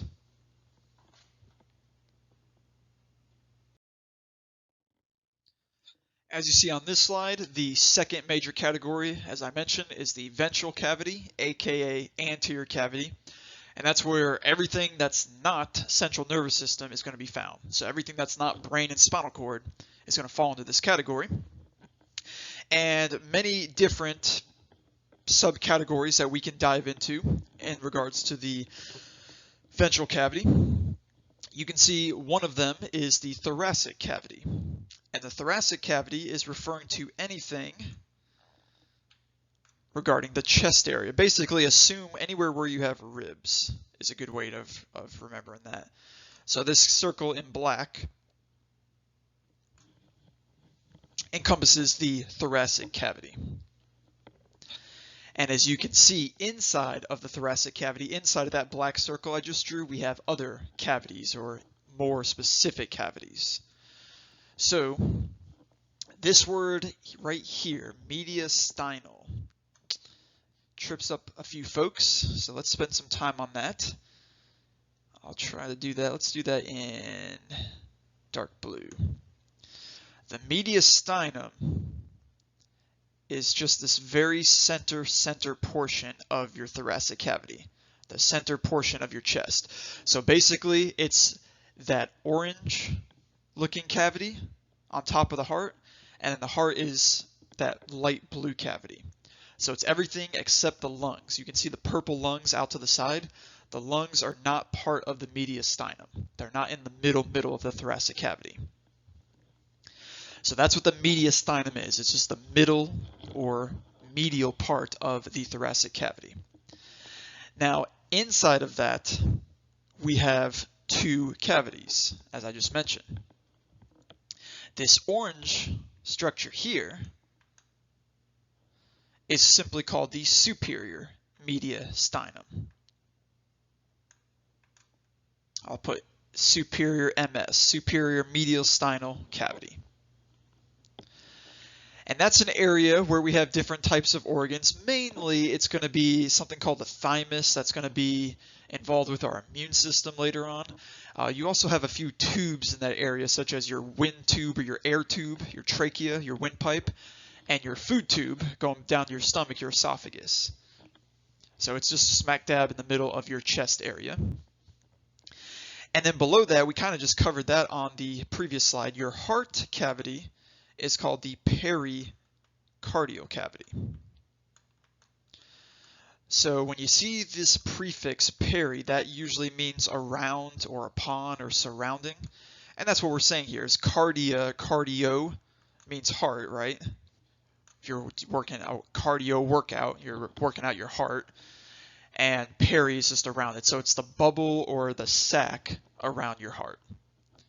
So that would be the pericardial cavity, this light blue structure there.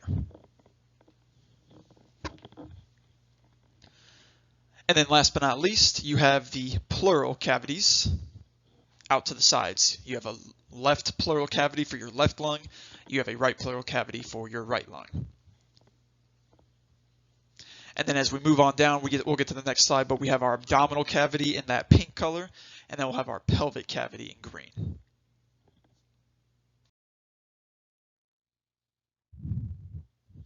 As you can see on this slide, the first bullet point just highlighting once again the mediastinum. The mediastinum is basically the middle part of your chest, so that includes the pericardial cavity, the heart, and then includes that superior mediastinum where you'll see the thymus and your trachea, esophagus that I mentioned. And then the pleural cavities, the lungs out to the sides. Inferior to that is something called the abdominal pelvic cavity. And that's just kind of this combination of the abdominal area and your pelvic area. And we're going to see this in more detail on the next slide. We're actually going to go into further subdivisions or subcategories with this cavity. But one thing I really do want to point out before we move on to that is the separation between the thoracic cavity and the abdominal pelvic cavity has a very important landmark, or in this case, a muscle. So if you draw a black line between the two, as you can see on the pictures, that black line separates the thoracic cavity and that mediastinum, and the abdominal pelvic cavity. And what that muscle is called is the diaphragm. And the diaphragm we'll get to more in detail next semester, but the diaphragm is our major breathing muscle. And it's also a very good separation between our abdominal cavity and our thoracic cavity. So your stomach and your intestines hopefully aren't coming up and touching your heart and lungs. One, we have cavities to protect us, but the diaphragm serves as a pretty good border or barrier to that as well. And yes, it is spelled a little funky. It's got that silent G in there. Diaphragm is how you say it. So let's move on to the next slide, and we'll talk about the abdominal pelvic cavity specifically. We'll dive into a few more sections of this area. So depending on what field you're going to be going into, you do have to know the regions or quadrants of the abdominal pelvic cavity. If you're going into nursing and probably rad tech and physical therapy, you probably really honestly just need to know the quadrants, which will be this. All you have to do is you just draw kind of a crosshair right at the belly button region, and what you get is you get this kind of 4 square type looking picture, and you can separate the organs and the compartments of the abdominal pelvic category into these 4 squares. But to be a little bit more specific, in case you're going into research, in case you're going into surg tech, or in case you're taking the first examination, because this will all be on there, we're also going to talk about the specific regions. And what you do here is you draw a little tic-tac-toe board throughout the abdominal pelvic cavity. And what that does is it gives us 9 specific regions that we can isolate or talk about different organs and their locations. So first, let's talk about the quadrants, because the quadrants are just simpler. They're just easier. So remember, in anatomical position, if you're looking at somebody, it's their left and right is flip-flopped, right? If I'm talking to you and you and I are having a face-to-face conversation, the left side of my body is directly across from the right side of your body. So what you're looking at here in this person is here's the left side, here's the right. And same thing on this would be left, this would be right. So this area with the star right here would be the left upper quadrant. And all that means is it's the left upper square, if you will, of the abdominal pelvic cavity. And you can find certain organs in this area, such as the stomach, such as the spleen, and the pancreas. Those are kind of the big ones that reside in that area. If you go to the right here, you can get the right upper quadrant. And the 2 major organs there are going to be your liver, that big red thing that you see. That's kind of taking up the whole quadrant, if you will. That's the liver, and then there's a little green thing on the back side of it called the gallbladder. Those are the 2 big organs in your right upper quadrant. And then if you go down to the lower quadrants, mainly what you're going to see is intestines. Small, large intestine. You have a right lower quadrant, and then you have a left lower quadrant. Okay, so why are these important? Why do we care? Why do we need to know left, right, upper, lower? It's all one big abdominal pelvic cavity, right? Yes, it is. But this can really, really help you in diagnosing yourself or diagnosing others and really seeking medical attention, medical aid faster than somebody who is not aware of their own anatomy.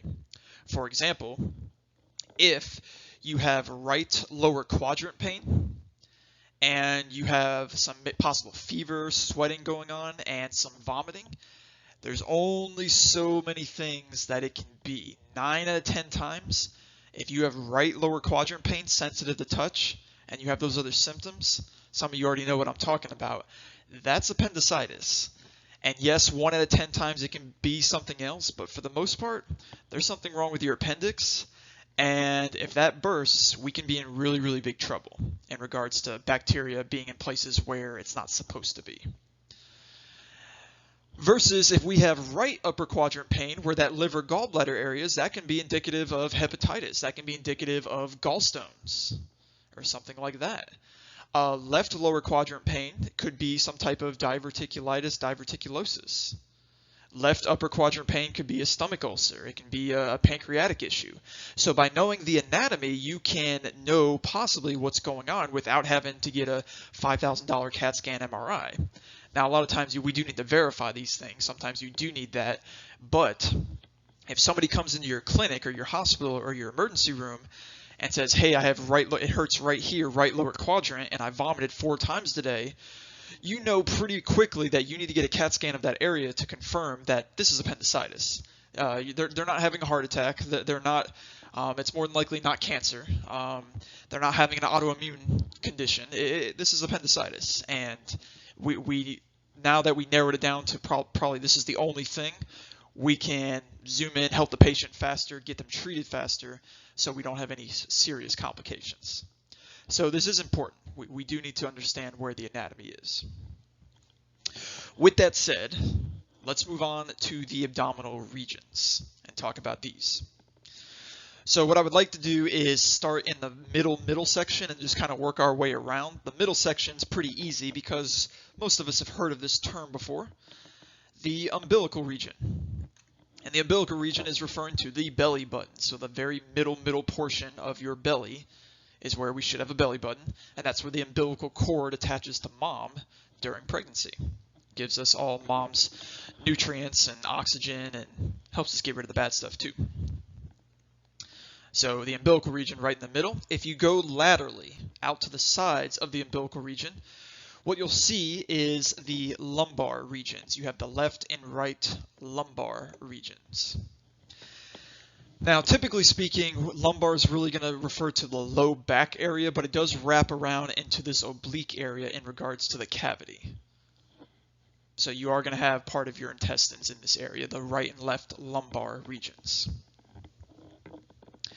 Let's move superior. Let's cover those top 3. Directly superior to the umbilical region, we have something called the epigastric region. Epi means upon or on top of. And gastric is going to refer, if I have a gastric bypass or a gastric ulcer, that's referring to your stomach. So this area is kind of on top of that stomach organ, and that's where we get the name from, epigastric. Going laterally to the epigastric, you get the right and left hypochondriac regions. Now, I'm sure some of y'all have heard this term before. I'm a hypochondriac. My wife will confirm for you. What a hypochondriac is somebody who thinks there's more wrong with them than actually what is wrong with them, right? If somebody starts sneezing and they sneeze on you, I'm going to start freaking out thinking I have the flu too, if that's what it is. Or I pull a hamstring muscle and I think I tore the whole thing and I need surgery. I overreact to certain injuries, certain illnesses, right? And that's what a hypochondriac is, but in its same spelling, same pronunciation, going to be a little different here. What the word chondro means, or chondri, in anatomy is cartilage. And hypo means below, or less than or underneath. So, for example, if I have hypotension, that means I have low blood pressure. If I have hypoglycemia, I have low glucose, low sugar. So what this is actually saying is hypo is below, chondro is cartilage. And if you notice right here, with these check marks, you have these bones. These bones are called ribs. But what actually is attaching the ribs to your breastbone, which is right here in red, your sternum, this area in green is not bone tissue, believe it or not. It's cartilage. And we'll learn about the different types of cartilage later, but this area, this block or this region is right underneath all of that rib cartilage. So that's where they got the name from. All that means is under the rib cartilage, under the cartilage of the rib. So hypochondriac, under cartilage region. Kind of cool. Now that you know that little fun fact, cool party fact. Last but not least, let's look at the bottom 3, the inferior 3 of the regions. You have the hypogastric region. And you know what that means already, right? Gastric means stomach, hypo means below, or less than, or decreased. So this is just the area way below our stomach. This is where you're going to see the bladder and the uterus and kind of the lower distal portions of the colon, the rectum area. And then to the left and right of that, laterally, is the iliac regions, right and left iliac. And if you see this bone right here, this bone is also known as your love handle bone. If you feel the bone that kind of sticks out on the sides of your pelvic region, that's called the ilium bone. So ilium or iliac bone is where they get that name from. And that's, once again, that's where that appendicitis is going to be. It's going to be kind of right between this umbilical region and your right iliac region, kind of right in this spot, that green dot. So make sure you study these and make sure you can apply directional terminology to them. For example, if I say the left iliac region is inferior to the what region? So here, left iliac region is inferior to what? On a test, you would have to tell me it is the left lumbar region.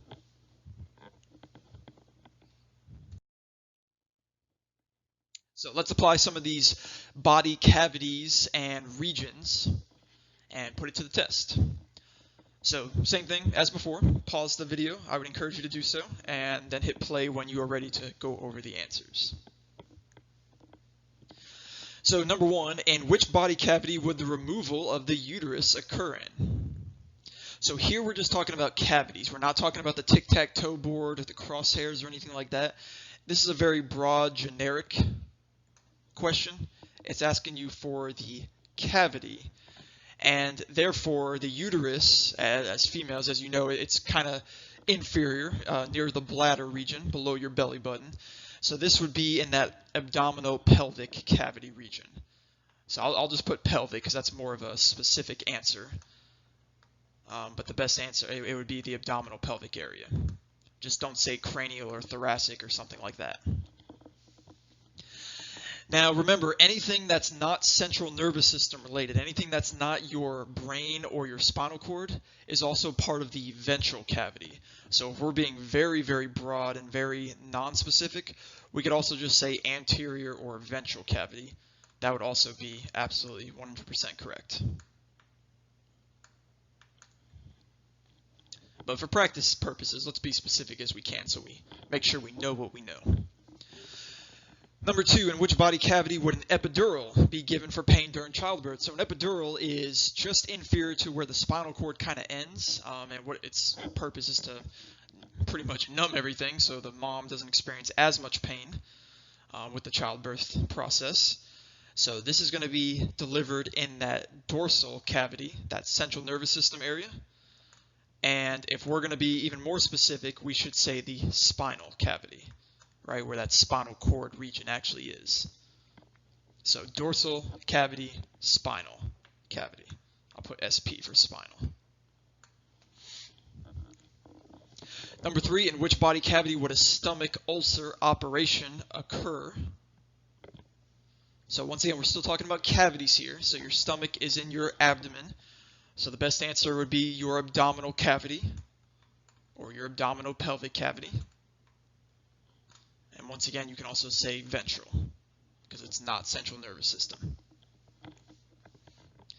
Number four, in which body cavity is the heart located in? A lot of different answers here. We can go very broad and say the ventral cavity.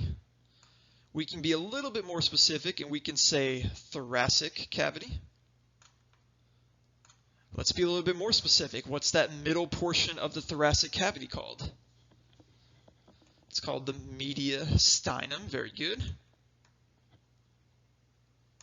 And then let's be even more specific. Let's actually, what is the actual cavity of the heart called itself? Nothing else. And what that's called is the pericardial cavity. So I'll just abbreviate that PC. But if you're looking for the spelling, just refer back to your previous slides. So all of those are technically correct. But as you go more to the right, thoracic, mediastinum, pericardial, you're just getting more and more specific. Number five, which abdominal pelvic region? So now we're talking about the tic-tac-toe boards here, okay, or the quadrants, but in this case it's going to be the tic-tac-toe board because we're asking you about the umbilical region. So which abdominal pelvic region is located superior to the umbilical region? So everybody touch your belly button and then go superior, and you'll be in that kind of square of the tic-tac-toe board, and your answer should be the epigastric region. So the part right above the belly button, referring to on top of that stomach area. And then number 6, a patient lying on their belly would be in a what position? This is kind of referring back to the beginning part of the chapter, directional terminology. We had prone and supine were our answer choices. Somebody lying on their belly getting a massage would be in the prone position. If you're lying on your back looking up at the ceiling, that would be the supine position.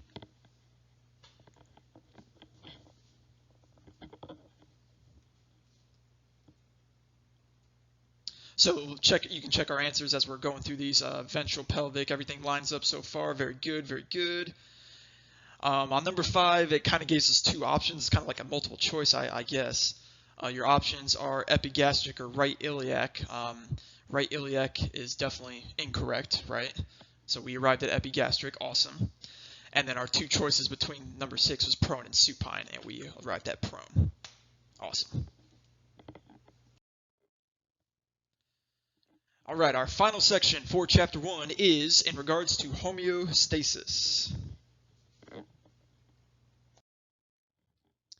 So let's dive into what homeostasis actually is. As you can see on your PowerPoint slide in your notes, it says homeostasis is a relative constancy of the internal environment of the body. Okay, kind of a detailed definition there. Another way you can spin that is balance. Another way you can spin that is equilibrium. Another way you can say that is your body doing what it's supposed to do when it's supposed to do it, or what it's supposed to do when it's supposed to do it. So it's your body making sure that everything is intact, everything is good, everything is constant. Kind of like a thermostat, if you think about it that way, where your thermostat, let's say it's summertime, and you want your room temperature to be at 70 degrees during the summer. Well, what happens is it's not 70 degrees out during the summertime, or at least in certain parts of the world. It gets really, really hot, so the house starts getting warm. But what happens is as soon as it hits above 70, 71, 72 degrees, that thermostat kicks in and says, hey, it's getting too warm, let's turn on some cold air. Blows the cold air in the house and it brings it back to that set point. That's what homeostasis kind of is. It's bringing your body back to this constant or this set desirable range of points. So we're going to talk about many, many, many different examples, but pretty much every single process in the body consists of 3 parts going on. And I know in your notes says 4, but I want to show you these first 3 and then talk about the 4th one. So we'll kind of draw a line right here. Everything that happens in your body, 1, 2, 3, is going to happen in that order. And we're going to hit this hard now. We're going to talk about this again big time in the nervous system, in the heart chapter, respiratory, all the time. So very, very important slide here.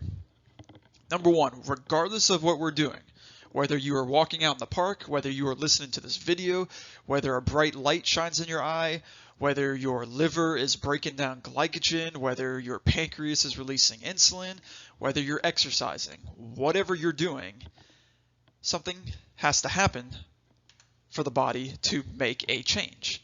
So what we call this is a stimulus.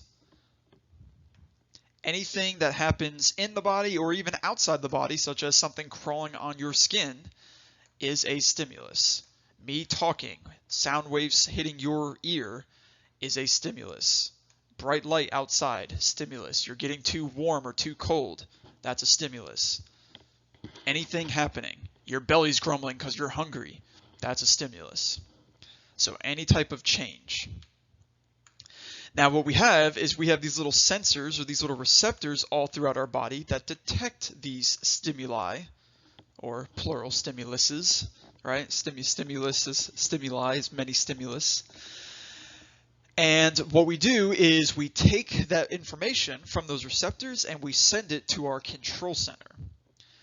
And 99% of the time, our control center is going to be our brain, right? Our brain is what tells, we talked about the different organ systems, what's telling your body to digest, what's telling your bones to heal, what's telling your bones to make new blood cells, for the most part, is your central nervous system, your brain, and your brain stem. So we get a receptor, we get a stimulus, a sensation, something's crawling on us, or we're hungry, and it sends a message to your brain. And then your brain figures out what to do with that information. Your brain kind of calculates what's going on. And then once your brain calculates what's going on, we do something about it. We have an effect. And we carry out the action to maintain balance. So once again, hundreds of different examples. I'll just spit some top of my head. You're hungry. Your belly's grumbling. So you get messages to your brain saying, I'm hungry. And your body probably tells you to eat, right? Your frontal lobe or your conscious mind says, I'm kind of hungry. Maybe I should eat some food. If you're talking a lot, like me, my throat's getting a little dry right now. The stimulus is a dry throat. Tells my brain that that it's dry. My mouth starts to dry up a little bit. Not a lot of saliva going on. The effect is, well, you're probably kind of thirsty. So the symptom of a dry throat can be fixed with some water.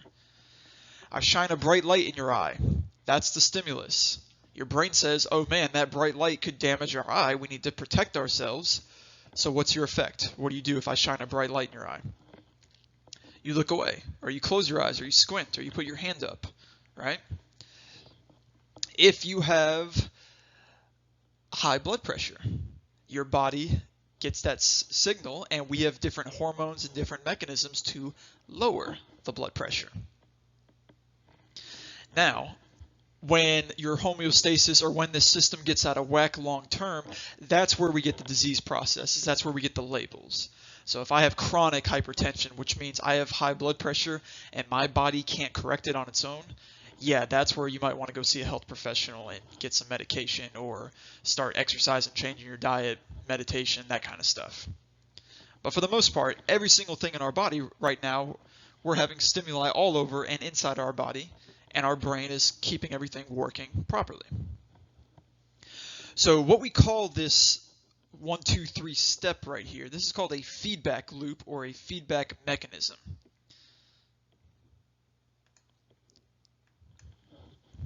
And as you can see, changes to the system are recognized and they affect future activity of the effector system. So your body can sometimes get used to a stimulus, right? If, for example, I put a watch on or a necklace on in the morning, the stimulus is that watch is touching my skin. It's kind of weird, kind of irritating. I don't really like it. Your brain says, okay, that's kind of weird, so let's scratch our skin a little bit, or let's move the watch to a more comfortable position. And then, as you can see with the feedback, changes to the system are recognized, and therefore eventually we don't really worry about that. We kind of get used to it. And another example is exercise, right? Exercising for the first time.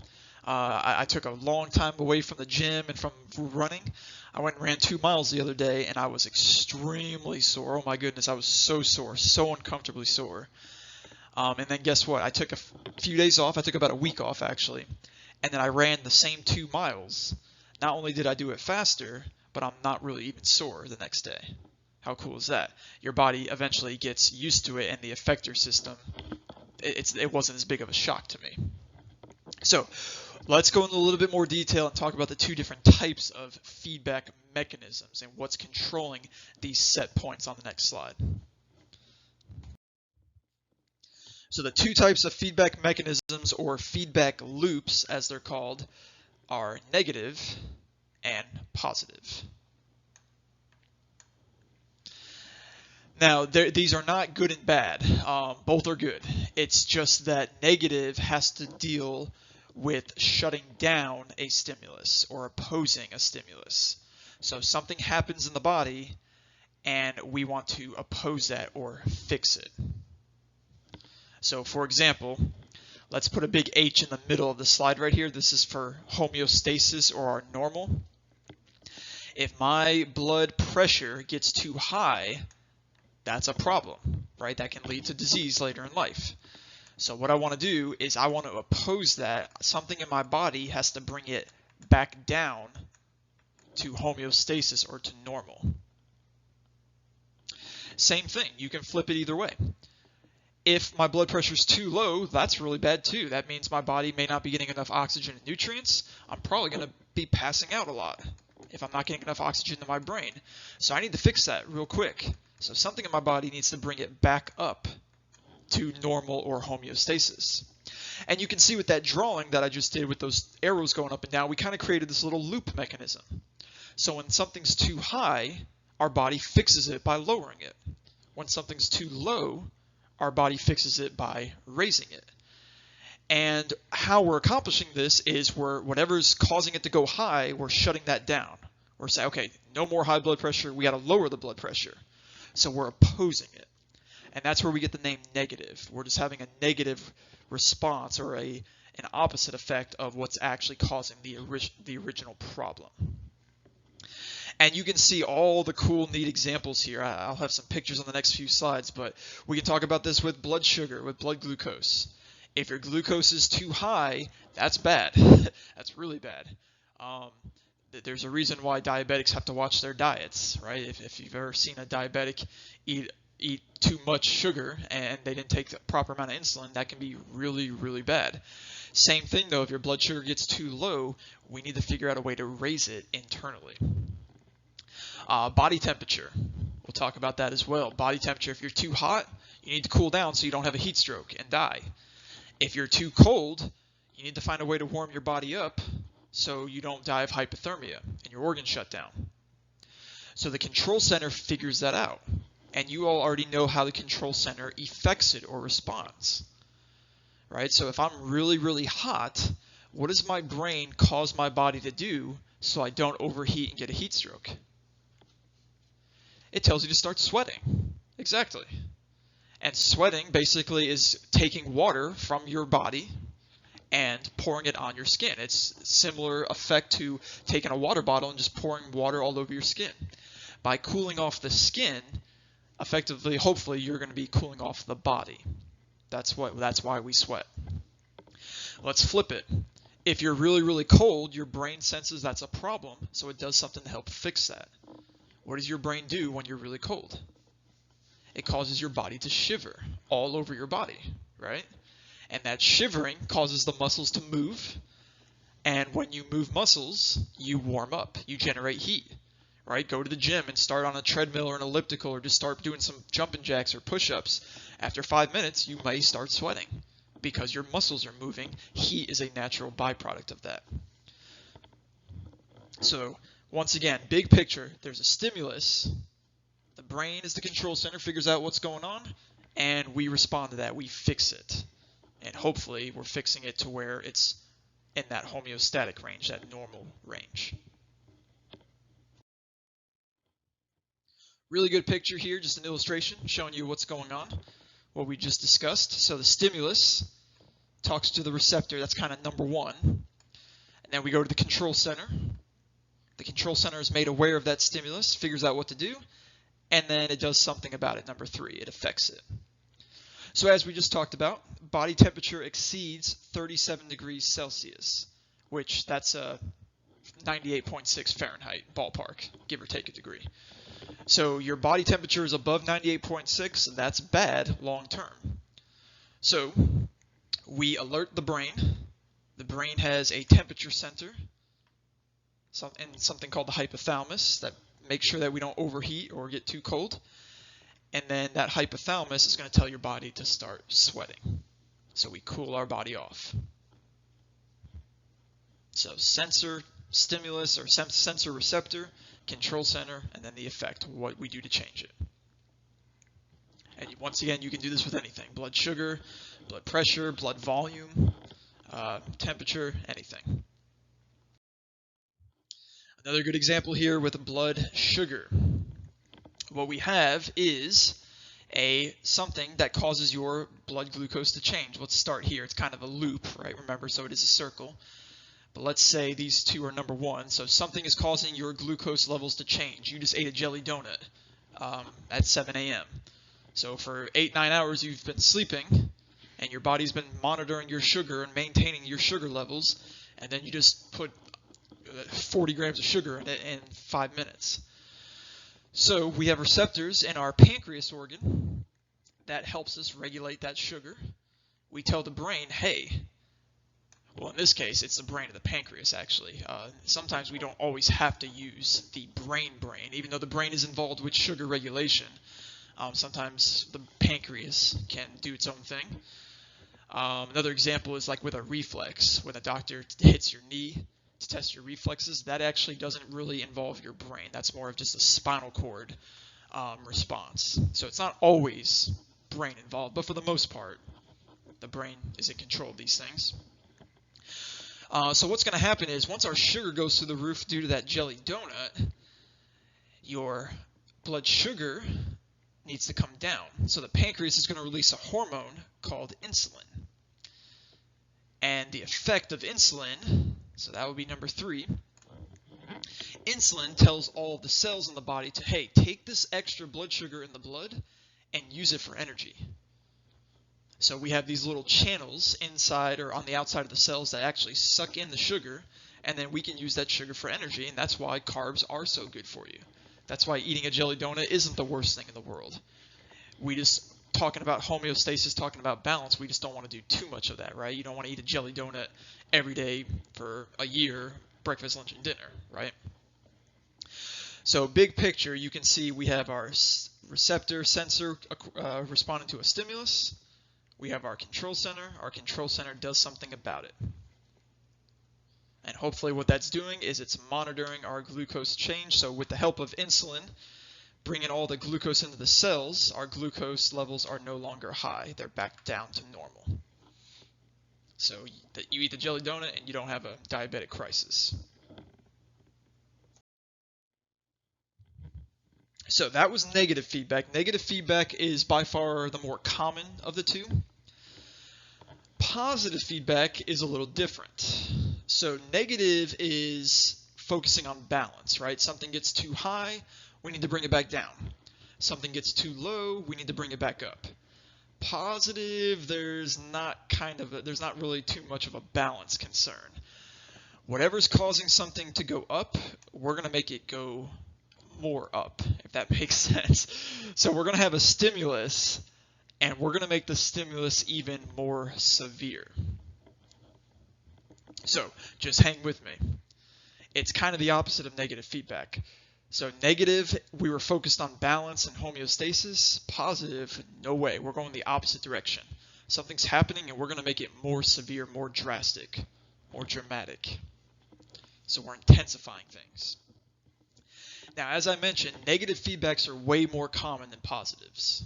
Your body's constantly working through negative feedbacks. But there are a few rare positive feedback loops that I do need you to know.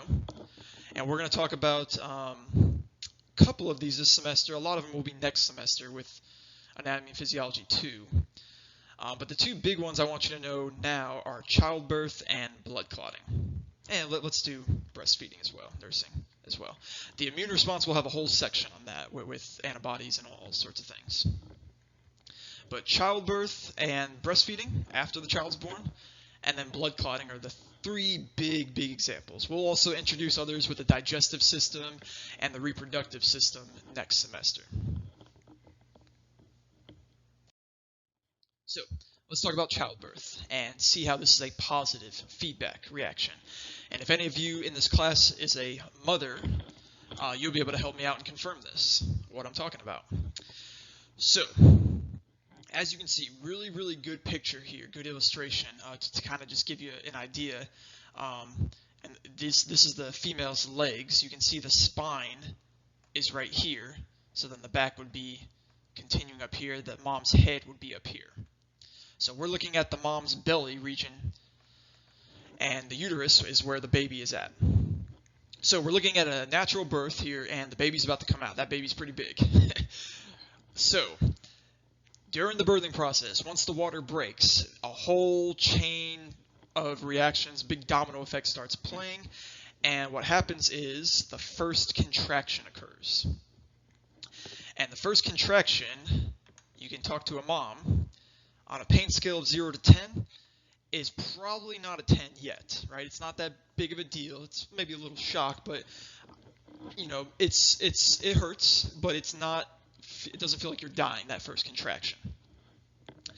And it doesn't last that long. It kind of comes and then it's gone and then you're good. And then you have to wait several minutes until the next one. But what a contraction does is this. A contraction, when this whole uterus thing that's protecting the baby, when the uterus contracts, it's pushing the baby down towards what we call the cervix and the vaginal canal, so the baby can actually be pushed out. Now, as we push that baby out, we have receptors in this area. I'll highlight it in gold. We have receptors, stretch receptors in that area, so when they are stretched, they send a message to our control center. And I mentioned most of the times our control center is going to be our brain, our head. And our brain says, oh man, we're getting stretched, so we need to get that baby out. So what we're going to do is we're going to release a hormone called oxytocin. Some of you may have heard of that hormone. I'm highlighting it right here in green. Oxytocin. And oxytocin is a really cool hormone. It's called the cuddle drug. It's kind of how males and females are attracted to each other, right? Like when you're fresh in a relationship, all you want to do is be with that other person. The more togetherness you have with that person, the more oxytocin it's just a really feel-good hormone. It's a happy drug. And what oxytocin does to the female uterus is it causes it to contract. So then we start this whole process again. We have a second contraction, and that pain scale from 0 to 10 kind of goes up, right, ladies? As the contraction goes up, it causes more stretching. So the brain's made aware of that. The brain releases more oxytocin. Well, what does oxytocin do? It causes another contraction. This time stronger. So therefore there's more stretching. And therefore we send more oxytocin, which is going to make the contraction stronger. And more and more and more, and you're kind of getting the point here. So we go from a very light contraction with a lot of space in between to where these contractions feel like you're about to die, and they're every few minutes, few seconds, right? It just gets more and more and more and more severe. There's no balance here. There's no, oh, this is too high, let's calm it down a little bit. It's going to get worse and worse and worse until that baby comes out. That's a positive feedback reaction.